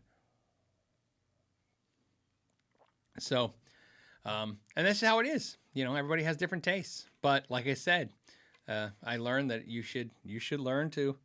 I'm sorry, guys. I just getting some water. Look, you can listen. I don't know why I do that. I apologize. I'm sure somebody out there is like, I can't believe you made me listen to water. Brosif. I don't know, man. Good. That's it. We're going to go end with that. He says, "Hey, Phil, I've been looking at the Valiant Jupiter. Given its country of origin, do you think it's wise to purchase right now?" Look, I don't know. Look, the obviously you guys know the Valiant guitars are made in Ukraine. And Igor, which is the owner of Valiant Guitars, I reached out to him yesterday. I messaged him to ask if he's all right. He said that he's relatively safe. He said that his wife is relatively safe. Obviously, he doesn't. You guys see the news. I just don't know what to say right now. You know what I mean? I would imagine if you didn't get one of those guitars, you may want to wait and see. But also, please, I'm going to probably, because I didn't want to hit him up again today because I hit him up yesterday. I'm sure he's got real problems to deal with. He doesn't need me going, hey, are you okay? You guys know when somebody's going through crisis, if you've ever been through a crisis, you know that people constantly asking you if you're okay is sometimes good, but a lot of times it's like that's just one more thing for them to deal with. So I wasn't trying to give him anything to deal with today. I'll probably reach out to him tomorrow and see if, again, touch base. But I would say you can message him, obviously, if you're interested in buying a guitar, see what they say. You know what I mean? I just don't know what to tell you guys. It's a different world from what it was just a couple days ago, obviously, for them. So, but obviously, a lot of us are concerned about them, and I'm concerned about them, and I hope he continues to be okay, and hopefully everything works out. But if you're interested in a guitar, I would definitely maybe reach out to him. If I have an update next week, I will let you know what he says. But I just don't know. It's not, obviously you can imagine. I didn't talk to him like, hey, are you building guitars? You know what I mean? I just wanted to go to this core of what was important, which was, are you safe? Are you okay? You know what I mean? Because, as you know, I've talked to him many times. We've Zoom called many times for many hours, and we've developed a small friendship. You know what I mean? And so you worry about people. Mike says, what does Mike say? He says, loyalty counts. I went to a mom and pop store. I deal with a lot of to look at an SE Silver Sky. They had a 2020 Core Silver Sky that was new old stock with a few nicks on it, but great deal. Okay, so you went to the mom and pop and they basically took care of you and got you the Core Silver Sky. And that's the benefit of mom and pops, because like I said, sometimes they'll do exactly that. Old inventory is sometimes, because remember, as a small business, big business too, I mean, it's just business, but small business, sometimes inventory is like, it's dead, it's dead fruit. You're just like, at this point, if I can get what I got into it out of it and flip that into something and maybe make money on that, that sometimes makes sense. There's a lot of reasons. I've done podcasts where we've talked about the logic that goes into a music store and why, this price and that price. So I'm glad it worked out for you. Matthew says, Chicago Music Exchange is not in a convenient area of Chicago to get to from the suburbs or downtown. I turned down a job at Reverb. All right. Okay. In the adjacent building due to the commute. Nothing else really in that area more other than due to COVID. Yeah. See, that's what sucks. Like I said, what's horrible. I mean, obviously besides all that, what's really horrible now is when you guys ask questions, like even Nashville, when you guys ask me questions, you know, I've been to these places many times, but sometimes like Chicago, I haven't been to it too many times. And now I'm like looking back and I don't even know if anything I know is relevant after the last couple years. Okay, hold on. This is going to be good. I don't know why. I just see the word. I see the word $8,000. Okay, Modern Vintage wants to know thoughts on Guitar Center selling $8,000 plus guitars as brand new after they were purchased new and returned, same MSRP price as the original sale after the return. This is an industry problem, not a Guitar Center problem. You gotta look. I'm not gonna justify it. I'm not gonna. You know, kind of, that's not where I'm going with this. I'm going to explain it. This is why I say I'm not going to justify it, because I'm going to explain it to you how it works. But in my explanation, it's not me either condemning it or, you know, applauding it. I'm just going to explain it and then we'll talk about it. So the way our industry works, other industries work like this too, but this way this industry works is a product is sold to a dealer new from a manufacturer. Okay. New is really, in their mind, for some freaking reason, warranted, right?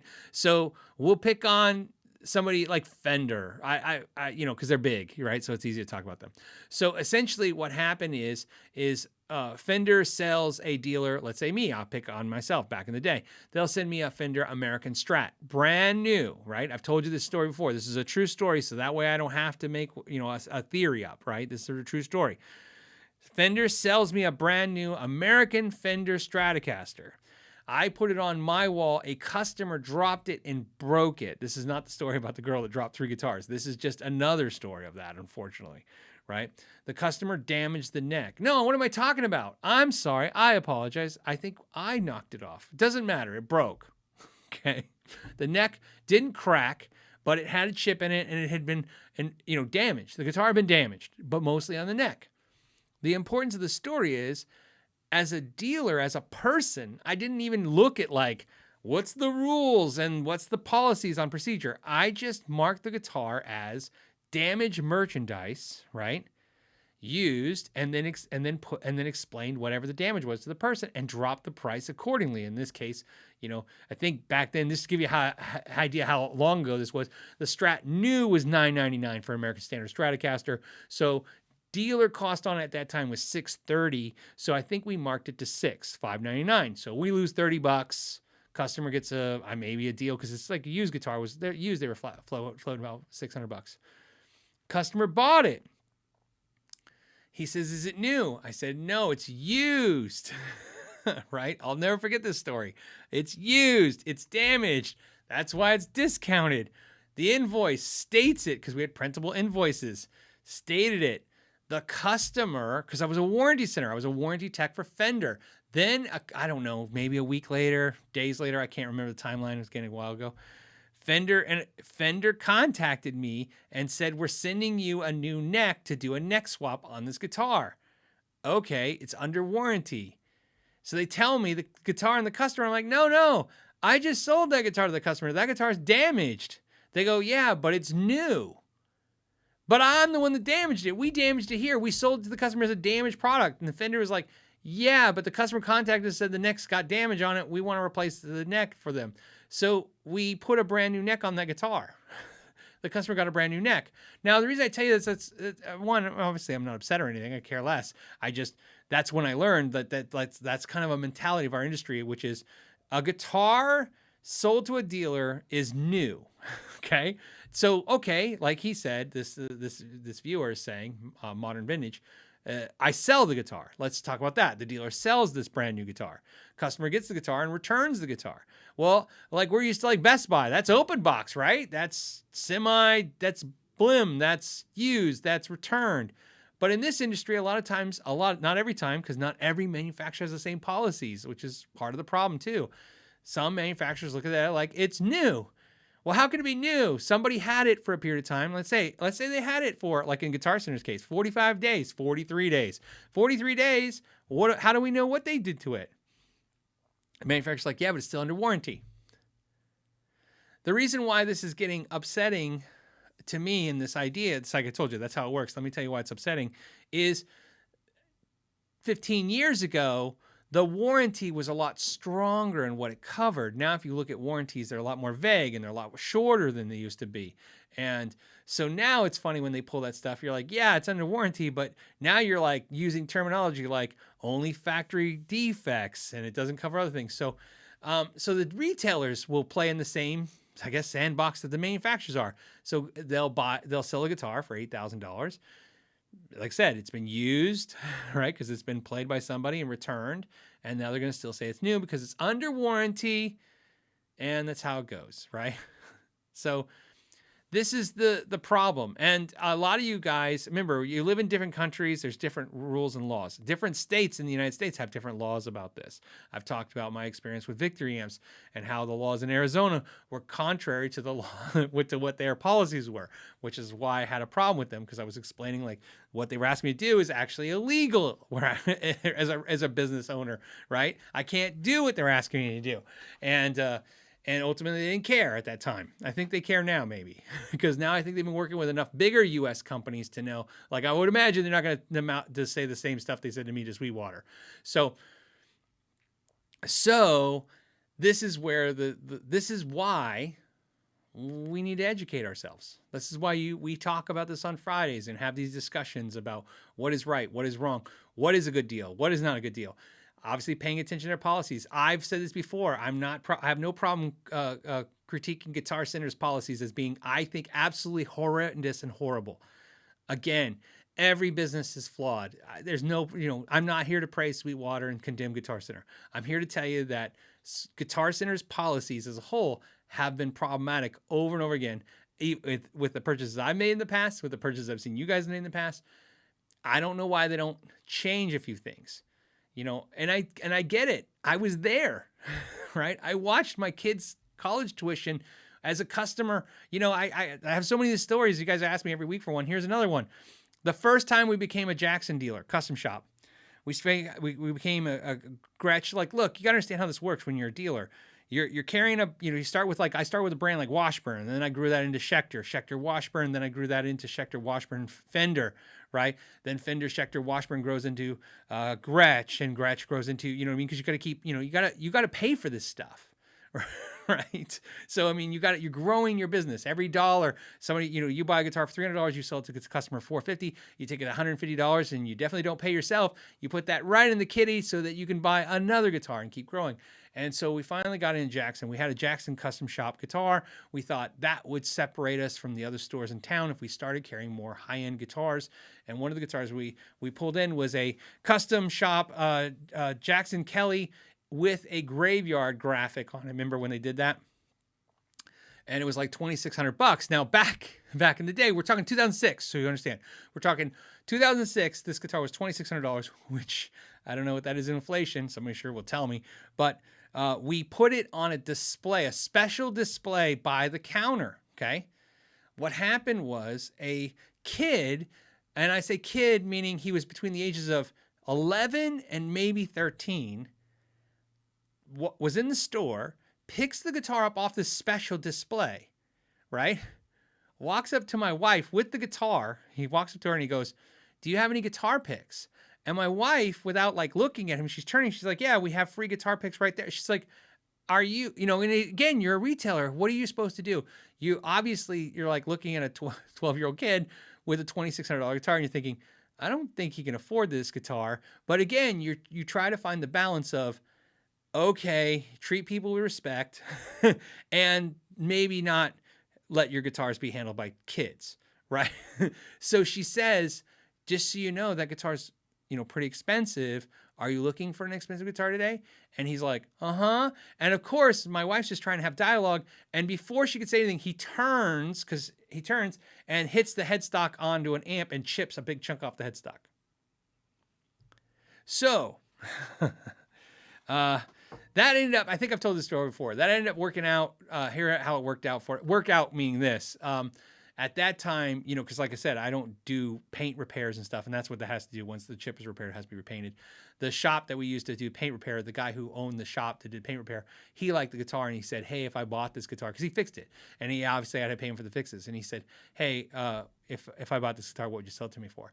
And I said, oh, I would gladly sell it to you, cost minus what I pay you for the repairs. And so he bought it. So I ate a little bit on it, but I didn't eat a whole lot.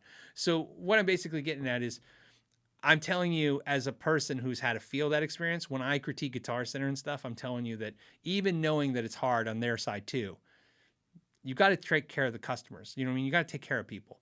And so the whole letting people abuse your instruments and then trying to pass them off as new on people, I think is just, one, it's an outdated, crazy, old way that stores used to do stuff. And two, it's wrong. I probably should have said it was wrong. I don't need to explain anything else. So that's what I think about your question. Your answer to your question, modern vintage, is my thoughts on buying me personally on well, first of all, $8,000. Let's just change that to $800, right? That's more reasonable for more average players to understand. That's still an expensive guitar. $800 is an expensive guitar, right? We don't have to go $8,000. Just stay at $800. How do I feel about an $800 guitar that's been used and now is being sold as new? I think it sucks. I think it should be marked as B stock, or not B stock. I think it should be marked as a demoed instrument and have a discount to it. And that's just part of business. And trying to sell it as new is just wrong. So yeah, Brian says, and that's why the good stuff at Guitar Center is locked up, but that doesn't seem to help. That's the part about the locked up thing. I've complained about the locked up thing too. I complain about the locked up thing because I don't think it works. I can prove it. Next time any of you go to Guitar Center, go look at the locked guitars and count how many of the locked guitars are damaged. It's half of the guitars. I'm not saying that means they shouldn't lock them. I'm just saying maybe there should be a different system. So, all right. Yeah, and then Roar says, just ask for a floor model discount. Well, of course, that's why we teach you when we're talking. That's when you ask for that stuff. Hey, this is damaged, or hey, this is used, or hey, this. But again, sometimes you may not catch it right away. So. Oh, Dougal Dog said, what did the kids say? I'm intrigued. No, I'll tell you exactly how it went down. So, obviously the kid damaged the guitar. And of course he made a face, I'm sure. I didn't see the face, but I'm sure it was like, oh. And then my wife's like, okay, we need to call your parents, right? Now, keep in mind, you understand, I'm a parent, my wife's a parent. I'm not really holding this kid responsible because it's kind of on us. I know some of you guys are going to have different opinions about this, and I'm fine with all of the opinions. I've heard them all from my friends over the years, too, about this. Who's responsible, right? Here's what really happened, though. This is the important part of the story, and this is probably the part that's going to make you guys even more divided on the answer. But more importantly, my wife needed to call the parent to tell the parent what had happened. Again, not about keeping the kid, we're not trying to stick anything with the parents or not trying to do anything, but you need to teach, tell you the parent, like, this is what's going on. She called the mother. The mother was in the store in 5 minutes, maybe less. And she was in her Subway uniform because we had a Subway sandwich shop in our shopping center that she was at work. Then 2 minutes later, the father ran in a Subway uniform. So his parents were both working at the Subway, and I guess he was hanging out in the Subway. And of course, at some point, they let him walk around the shopping center, and, he came into our store. Look, at that point, I don't know about you guys, two parents working at Subway while their 10-year-old sitting there watching them, what are you going to say? What are you going to do? So here's the thing. We told them what happened. They were apologetic. We got their information and we ate it because that's part of business is you eat things like that. And hopefully the lesson learned, we learned a lesson, right? And hopefully they learned a lesson. You move on. Now, keep in mind, like I said, I say this all the time. I'm a little more casual about how I say this stuff now. Like I chuckle and I go, but at the time, yeah, it was very emotional, right? Because that guitar probably took about 6 months to get in stock. And of course, to get another one was going to take 6 months and you didn't make money on the last one. It's just part of the thing. But, that's how it works. So like I said.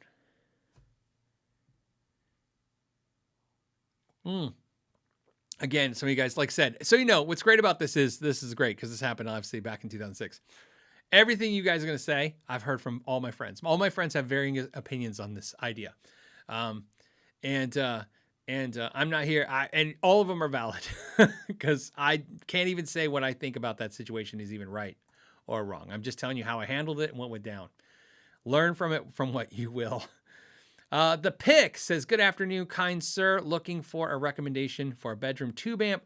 Worried about volume. People sleep at my house. Keep doing good. Hey, this question comes up so much all the time. One thing I would consider is maybe not a tube amp, right? Tube amps and keeping volume down are just not conducive to each other.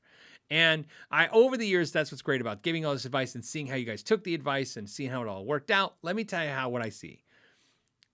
It never works out, okay? Your tube amp, if your issue is, I want a tube amp, that's a valid idea.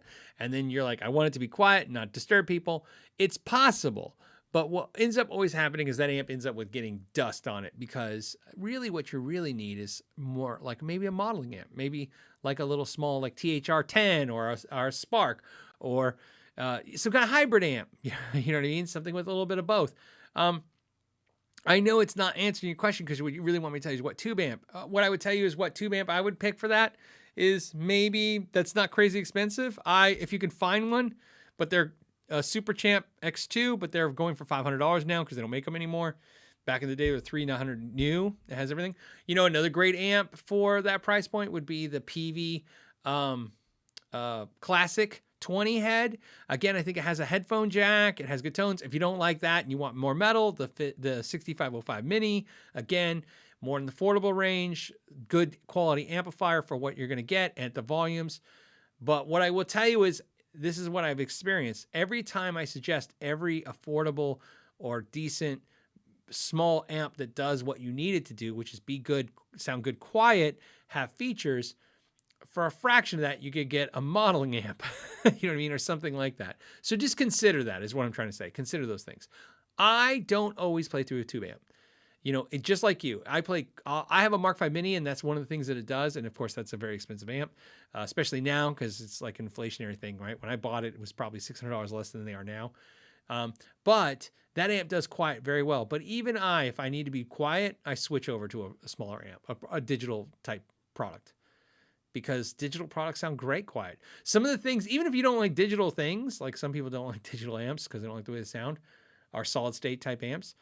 A lot of the complaints about those amps are hard to even detect it quiet. When you're playing, like to me, the thing I would really focus on, to pay attention to is when you play at night, okay, what I want you to listen for when you're playing, doesn't matter what amp you're playing now, is can you hear the string noise on your guitar, your electric guitar, as loud as the amp? And so to me, that's how I gauge things. If I'm strumming and playing and you can hear the noise that the guitar actually makes over or as much as the amp, then I definitely go, I'll switch to a digital amp because at that time I just want the effects in the background, maybe the distortion in the background when I'm playing, and I'll just play the guitar and hear that in the background. And if you're doing headphones, definitely switch to some kind of digital thing or computer software or something like that. You'll be much happier for it. I don't do headphones. That's why it's hard for me to recommend them. I should. I just don't. Richard says, with demand greater than supply, should I save my money and wait for things to level out? Okay. This is one of those, like, it's not this is where I feel like it comes like a financial question, because you're talking about your finances, and I don't want to give financial advice. So what I will do, and I find this way works for me personally, is I'll tell you what I do. Okay. And I'm not telling you to do it, but at least my money is where my mouth is. This is what I'm doing. I am not purchasing a lot of stuff right now for that exact reason. I'm not waiting for the market to fall out. I'm not waiting for supply chain issues to catch up. What I feel like is it feels to me, and again, things are happening even this week that might change that again. It feels to me the inflation that came is hitting us now. It's hit the products now. Again, we're just talking about the products. I don't care about hamburger and all the other stuff. We're just talking about guitar stuff. So I don't feel compelled to go, I better buy it today before the price goes up. I feel like that was something you probably should have said a year ago, right? Before the prices went up. However, what I will tell you is, again, in my world where I buy a lot of used gear, so much used gear. There's so much more used gear than there was just a year ago, and the prices are already better than they were a year ago. New gear, I still see the price increases. I still see the empty, order, because they don't have in stock. Used gear, everything I couldn't find a year ago is somewhere on Reverb right now or somewhere where you can buy. I looked today, you'd have to go back in the episodes, but I wish I would have wrote it down. Somewhere a year ago, I mentioned how many used guitars were listed on Reverb. And I don't know how many it was, but today it was 40,000. And I'm pretty sure a year ago it was half that. So obviously there's a lot of used product on Reverb. So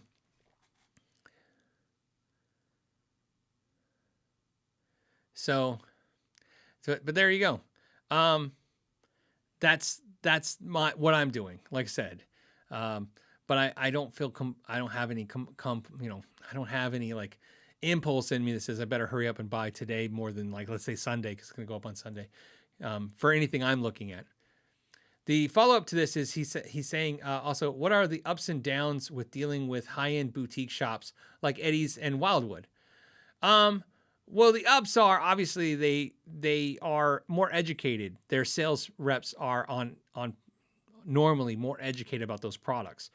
If you do high-end guitar sales, you're supposed to be more educated than the people that are trying to buy the guitars, or as educated about the products as the people buying the guitars, right? So that is the up, right? That's the problem. Like, again, we pick on Guitar Center, but one of the things I tell you all the time with Guitar Center, I try to stay away with talking about anything about their employees, because it's a hard job. It's a crap retail job. Crap meaning it's hard to do, because I've done it. But also it's, sometimes when people are like, I go into Guitar Center and I know more than that kid. And I'm like, well, yeah, but here's the deal. I know how you feel, but in the industry looking back at you, do you really have to hold somebody's hand to buy a Squire? I mean, beginners need a little help, but the beginners don't really need education so much as they just need a recommendation. You know what I mean? I say this all the time. Somebody walks in your store, even a Guitar Center, and is like, well, I'm looking for a $99 guitar amp for my son. You don't need to pull out and demo 10 amps and go, this is the features on this one. This is the features on this one. And this is why this one's like, if you hear when I compare these $200 amps, you just have to say, I like this one if you like a lot of effects. This one's a lot easier to use because it's very simple and it just has 3 knobs. This one is what kids really like. This is what, you know what I mean? You can sell, because I know I've done it. You can sell $99 amps without never turning them on. We used to sell $99 amps every day, multiple amps every day. Actually, I say I would sell multiples of them every day. And I would never even take them out of the box. I just point at the box and go through the features and give the person buying it some anticipation of what they got, what they're going to get. So that's the thing about higher end products though. You are going to have a customer that's more, like I said, more of a connoisseur. They're going to know, what a quarter sawn neck is versus a flat sawn neck. You know what I mean? These are discussions. You can sell a guitar for $300, and not even really get into the anatomy of the guitar. It's just, here's the features, here's the action, here's why I recommend it. Here, give it a play. You know what I mean? And there's some good stuff and bad stuff. Hey, it comes in a cool color. You'll talk about the color of a guitar, but when you talk about, that's a, $300 guitar. When you talk about a $3,000, $5,000, $6,000 guitar, it's not about the color. You're going to talk about how well it's painted. You know what I mean? That there's not, look at how they didn't do any overspray. Look at how this is polished right. So yes, Matt says cork sniffers. Exactly. That's exactly what it is. There's a little bit of cork sniffing going on. And again, I don't find that to be a derogatory term, in the idea that, yeah, some people are, like I said, they're really into their thing, right? We're all really into something, right? So what's great about that is, whether you're in $200 guitars or $2,000 guitars or, used guitars and new guitars, you're into something. But that's the advantage of those places. They're going to have a higher level, or supposed to have a higher level of trained employee, which is my experience when dealing with those stores. Also, they're going to take more time on, like I said, Wildwood, perfect example. They weigh the guitars, so does Sweetwater. But however, they also take measurements of the necks on a lot of the expensive, like Les Pauls.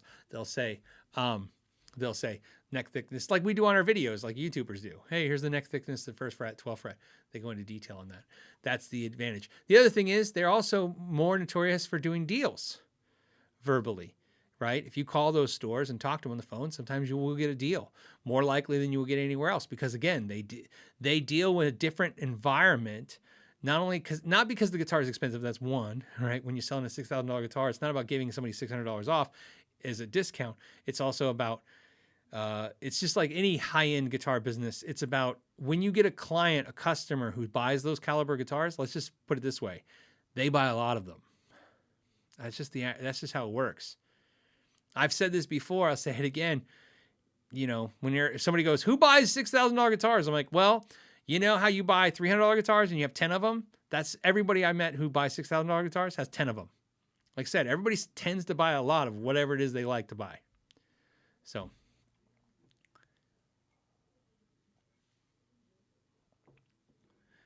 there you go. That's my input on that. On those. But like I said, I bought from both those shops and I had great experiences in both. My Silver Sky came from, I don't know why I can't point it. That guitar is from Eddie's Guitars. I don't know which guitar I have from Wildwood, but I have a guitar from Wildwood as well. But I like those shops. Greg, I think we're buttoning up the show here. Greg says, kind of considering swapping in a 15-inch fullback. I know it's subjective and rig dependent, but in my opinion, bigger speakers. Okay, so he's basically talking about putting a bigger speaker in his cabinet, I assume, like a 15-inch speaker. That's a thing, 15-inch speakers. Obviously, Stevie Ray Vaughan made that kind of famous. Obviously, he's one of the guitar players that was using a 15 and some other speakers. I'm not a big fan of using the 15. I know, like, I played some PV Classics that had a 15, and I thought they sounded great. Sounds good, but it doesn't, like, do anything for me that I don't have one now. So I've owned them, but nothing made me stick with them. Not because they sounded bad or good. Just, again, they didn't do anything. So I don't have any insight to go, yes, definitely do it. What I can tell you is I tried it. I liked it. You could try it. It might stick. But I didn't find any appeal. I think there's a reason why almost all the guitar speakers are 12 inches. It's because, let's just face it, something works. When something works, everybody goes that way. So do I like 10-inch speakers on guitars? Yeah. Do I like 15s? Yeah. But I like 12s more, and I think most players do too, for that same reason. Okay.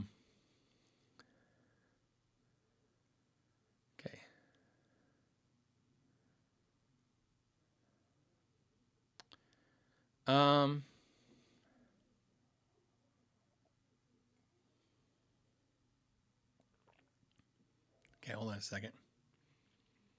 I'm trying to look for...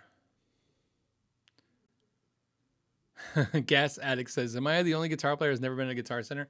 Depends on where you live. You know what I mean? Some players have no choice. Well, like I said, where I live, there's 5 of them.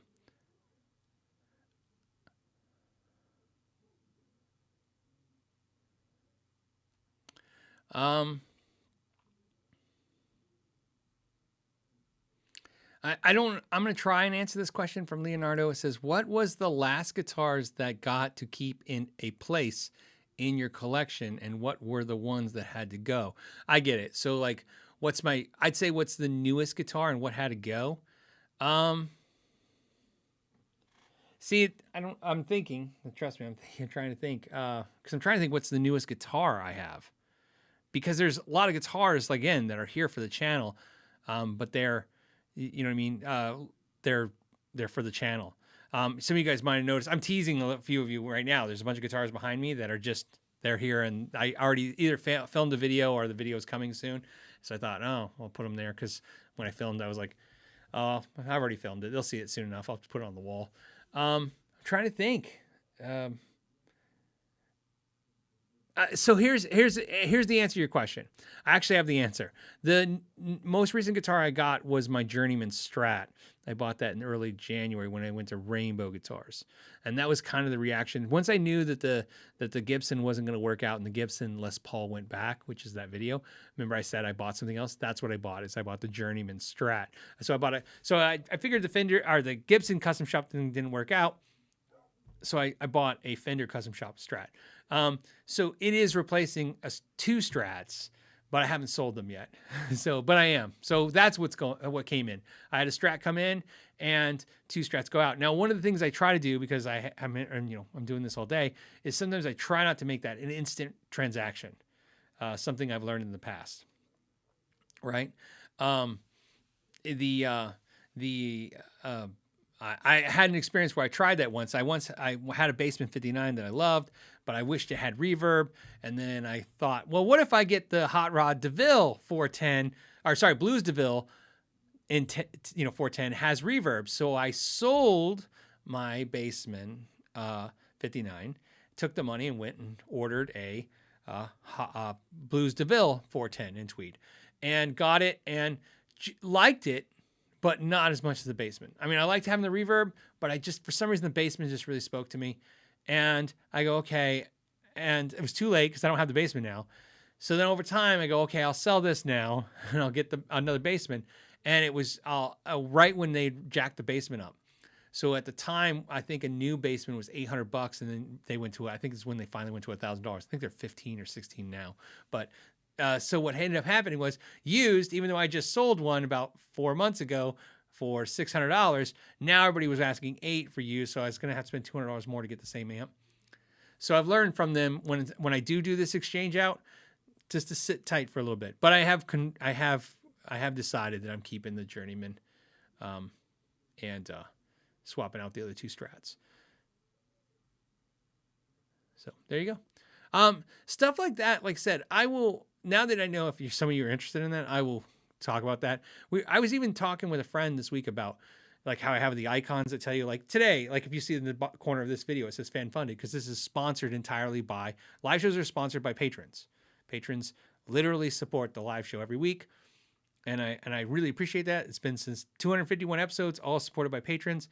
And the most impressive thing about that, which is why I try to give them the accolade every time they deserve, is companies have offered to sponsor the live show. They've offered to take it over. I have a couple companies that have just flat out said, like, we'll sponsor them, because then, I'd have to mention them every week.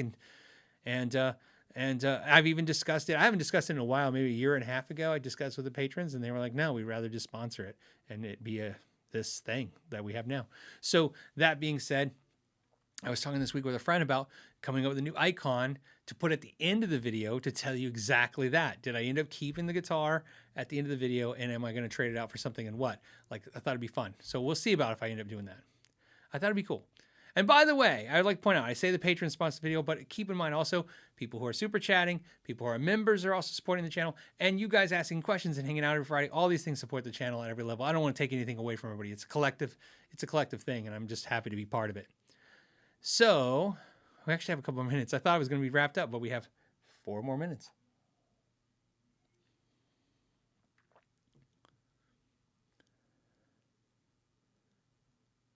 Okay, hold on.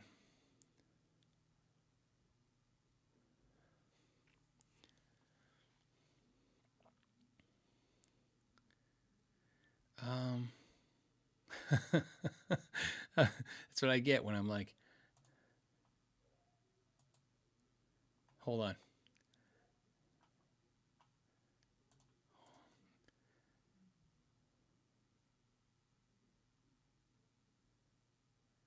Okay, I see a question, I'm going to try to answer it. Superjet113 says, hey, Phil, can you please explain why there are a gazillion ads of the same exotic guitars on eBay and they are all in Japan? What's up with that? Yeah, the way that works, and it actually happens in the US a little bit, but Japan is mostly because Japan has so many guitars. I mean, there's so many high-end guitars. And Japan has a lot of high-end guitars because for years they would do this. Like, obviously, like I said, I'm speaking from experience. They came in my store because they would have every store. What they would do is they would send buyers. There would always be 2 buyers. And they'd come in your store and they would not have a list, but they would tell you a list of things they were interested in. So they would hit stores. They were usually looking for vintage type stores and cool, kitschy stores like that. But my store, obviously being a guitar store, and we had used gear. They would come in. We'd see them about once, sometimes twice a year. They'd walk your store too, but they always knew to ask, because a lot of owners are notorious for having stuff not on display, right? It's like really common. in this industry when it comes to owner operated stores. In other words, where the owner is there physically working the store, owners do weird stuff. And one of the weird things they do is like they put guitars in the back. All kinds of stuff because they're deciding, do I sell it now? Am I sitting on it? I mean, that's what you do. Sometimes you just take stuff home and you go, well, if I wait 3 years, this thing's gonna be worth double. You know, you try to make decisions. So they would come in and list, and some of the things they'd ask for is like Japanese made Boss pedals, or they'd want vintage, obviously vintage anything, Fender, vintage Gibson, vintage Ibanez, vintage ESP, you know, anything vintage.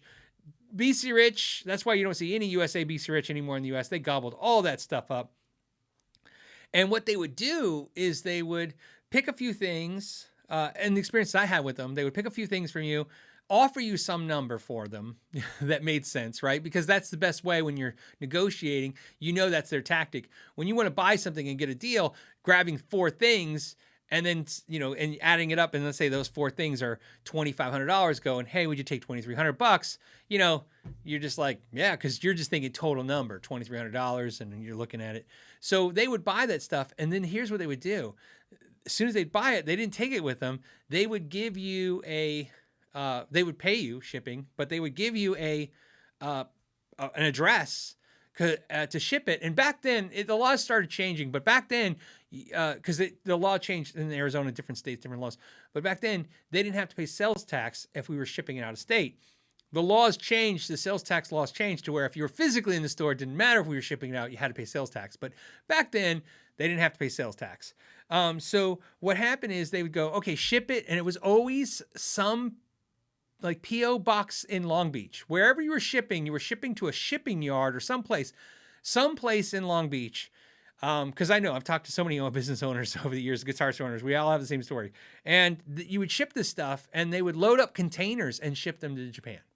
So then that's where all the stores in Japan. If you've been so lucky to ever go in Japan and see, Pete Thorne's got some great videos where he's in stores in Japan, and they're just crazy. They just like every guitar you ever thought you'd ever want to see in your life, just stacked so tight that you can't even barely move them out. So what's happening on eBay and Reverb, mostly eBay, because eBay is like the Wild West of who gives a crap laws, right? That's why, I mean, you think Reverb's bad, but eBay is scary sometimes with what they allow, with especially like fraud and all that stuff. This isn't fraud what's happening-ish. What's really happening is there are people in Japan, and they're smart. They, like I said, they do it in the US too. They'll go in the stores and they take pictures of the guitars and they list them on Reverb. Well, why you're seeing multiple listings, I mean, from the same person's weird, but you're seeing multiple, like the same guitar or pictures or different pictures of the same guitar with multiple listings. It's because it's like 5 people. Let's say 5 people go in that same store. They all take a picture of that guitar and they all list it on their eBay websites. And what happens is, let's say you buy it. As soon as you buy it, they go buy it. They go down to the store. And because they listed it for more than the store had it, or they have a deal with the store, or both, and then they buy it and they ship it to you. And that's why, if some of you guys may have experienced this, you buy it and then a day or two later, or you get an email saying, "Oh, I'm sorry, that's sold," because they went back to the store and it was gone. It had sold for real. Like they're not, well, they might be full of it, but in most cases they're not. So that's what they're doing. That's really common in the U.S. But you know what's really common in the U.S. is Craigslist. Like we would happen in our store too, and store owners have it all the time. Somebody walk in your store and it's like, so it's a lot of you guys, some of you probably work at Guitar Center, happens at Guitar Center a lot, probably more than anybody else, but you'd walk in your store and they'd see like I don't know, let's say I had a Mexican Strat and it just wasn't selling. And at the time you're selling for $500, you know, and we took it down to $350. Somebody would be like, "Is that Mexican Strat real?" And you go, "Yeah." And they look at it and they go, "Is it really $350?" And you go, "Yeah." And they would take a picture of their phone and leave. And you're thinking, oh, they took a picture because they're thinking about it. But they would go home and list it on Craigslist for $500. And then somebody would go, "Okay, I'll buy it." And then they would run, get it at the store, and then go meet them. So you don't see it as much in the US on eBay and stuff, but you see it on Craigslist. But definitely in Japan, if you're seeing it from Japan, that's a lot of times what that is. So that's it. And there might be other versions of that same problem, but that's one thing that's real popular that happens. And then Teledriver says, Phil, is this Japanese broker system unethical, wrong, or okay? Well, I mean, there's so many industries that do stuff like this. I don't dig it. Let me put it this way. I wouldn't want to be a customer of it. We don't even have to argue the ethics. I wouldn't want to be a customer of that, right? Because, I mean, somebody essentially is just selling you something for more than what it really is. But the problem is, on that note, like I said, I don't want to be a customer of it. There's also probably no way, if you're looking for those guitars online, you were ever going to see them because those stores aren't listing them. And that's kind of why they do it, right? I mean, that's part of it. So again, it's like a lot of things. I don't agree with it, but I don't know if technically, you'd have to look it up as technically illegal or unethical or even against eBay's guidelines. But all I can say is that's happening, and I don't buy that stuff that way. So, and I'm sure if you deep dive and try, you could probably find the store they're getting it from anyways, and maybe buy straight from them. Okay. On that note, I'm going to let all you guys go. Since apparently there's a challenge this month I thought I'd share with you. This is, we're calling it the KYG challenge, but it's a 3-day challenge. I thought the challenge is to buy no new or used gear February 29th, 30th, and 31st. So if you can do that, I think you're doing great. Again, don't buy any gear on those 3 days this month. And if you can follow that challenge, I think you're doing okay. I don't think you're the gear addict you think you are. You did it. You made it 3 days without buying any gear. Let everybody think about that as we go. All right, guys. Till next Friday. Thank you guys so much for your time. And until next time, know your gear.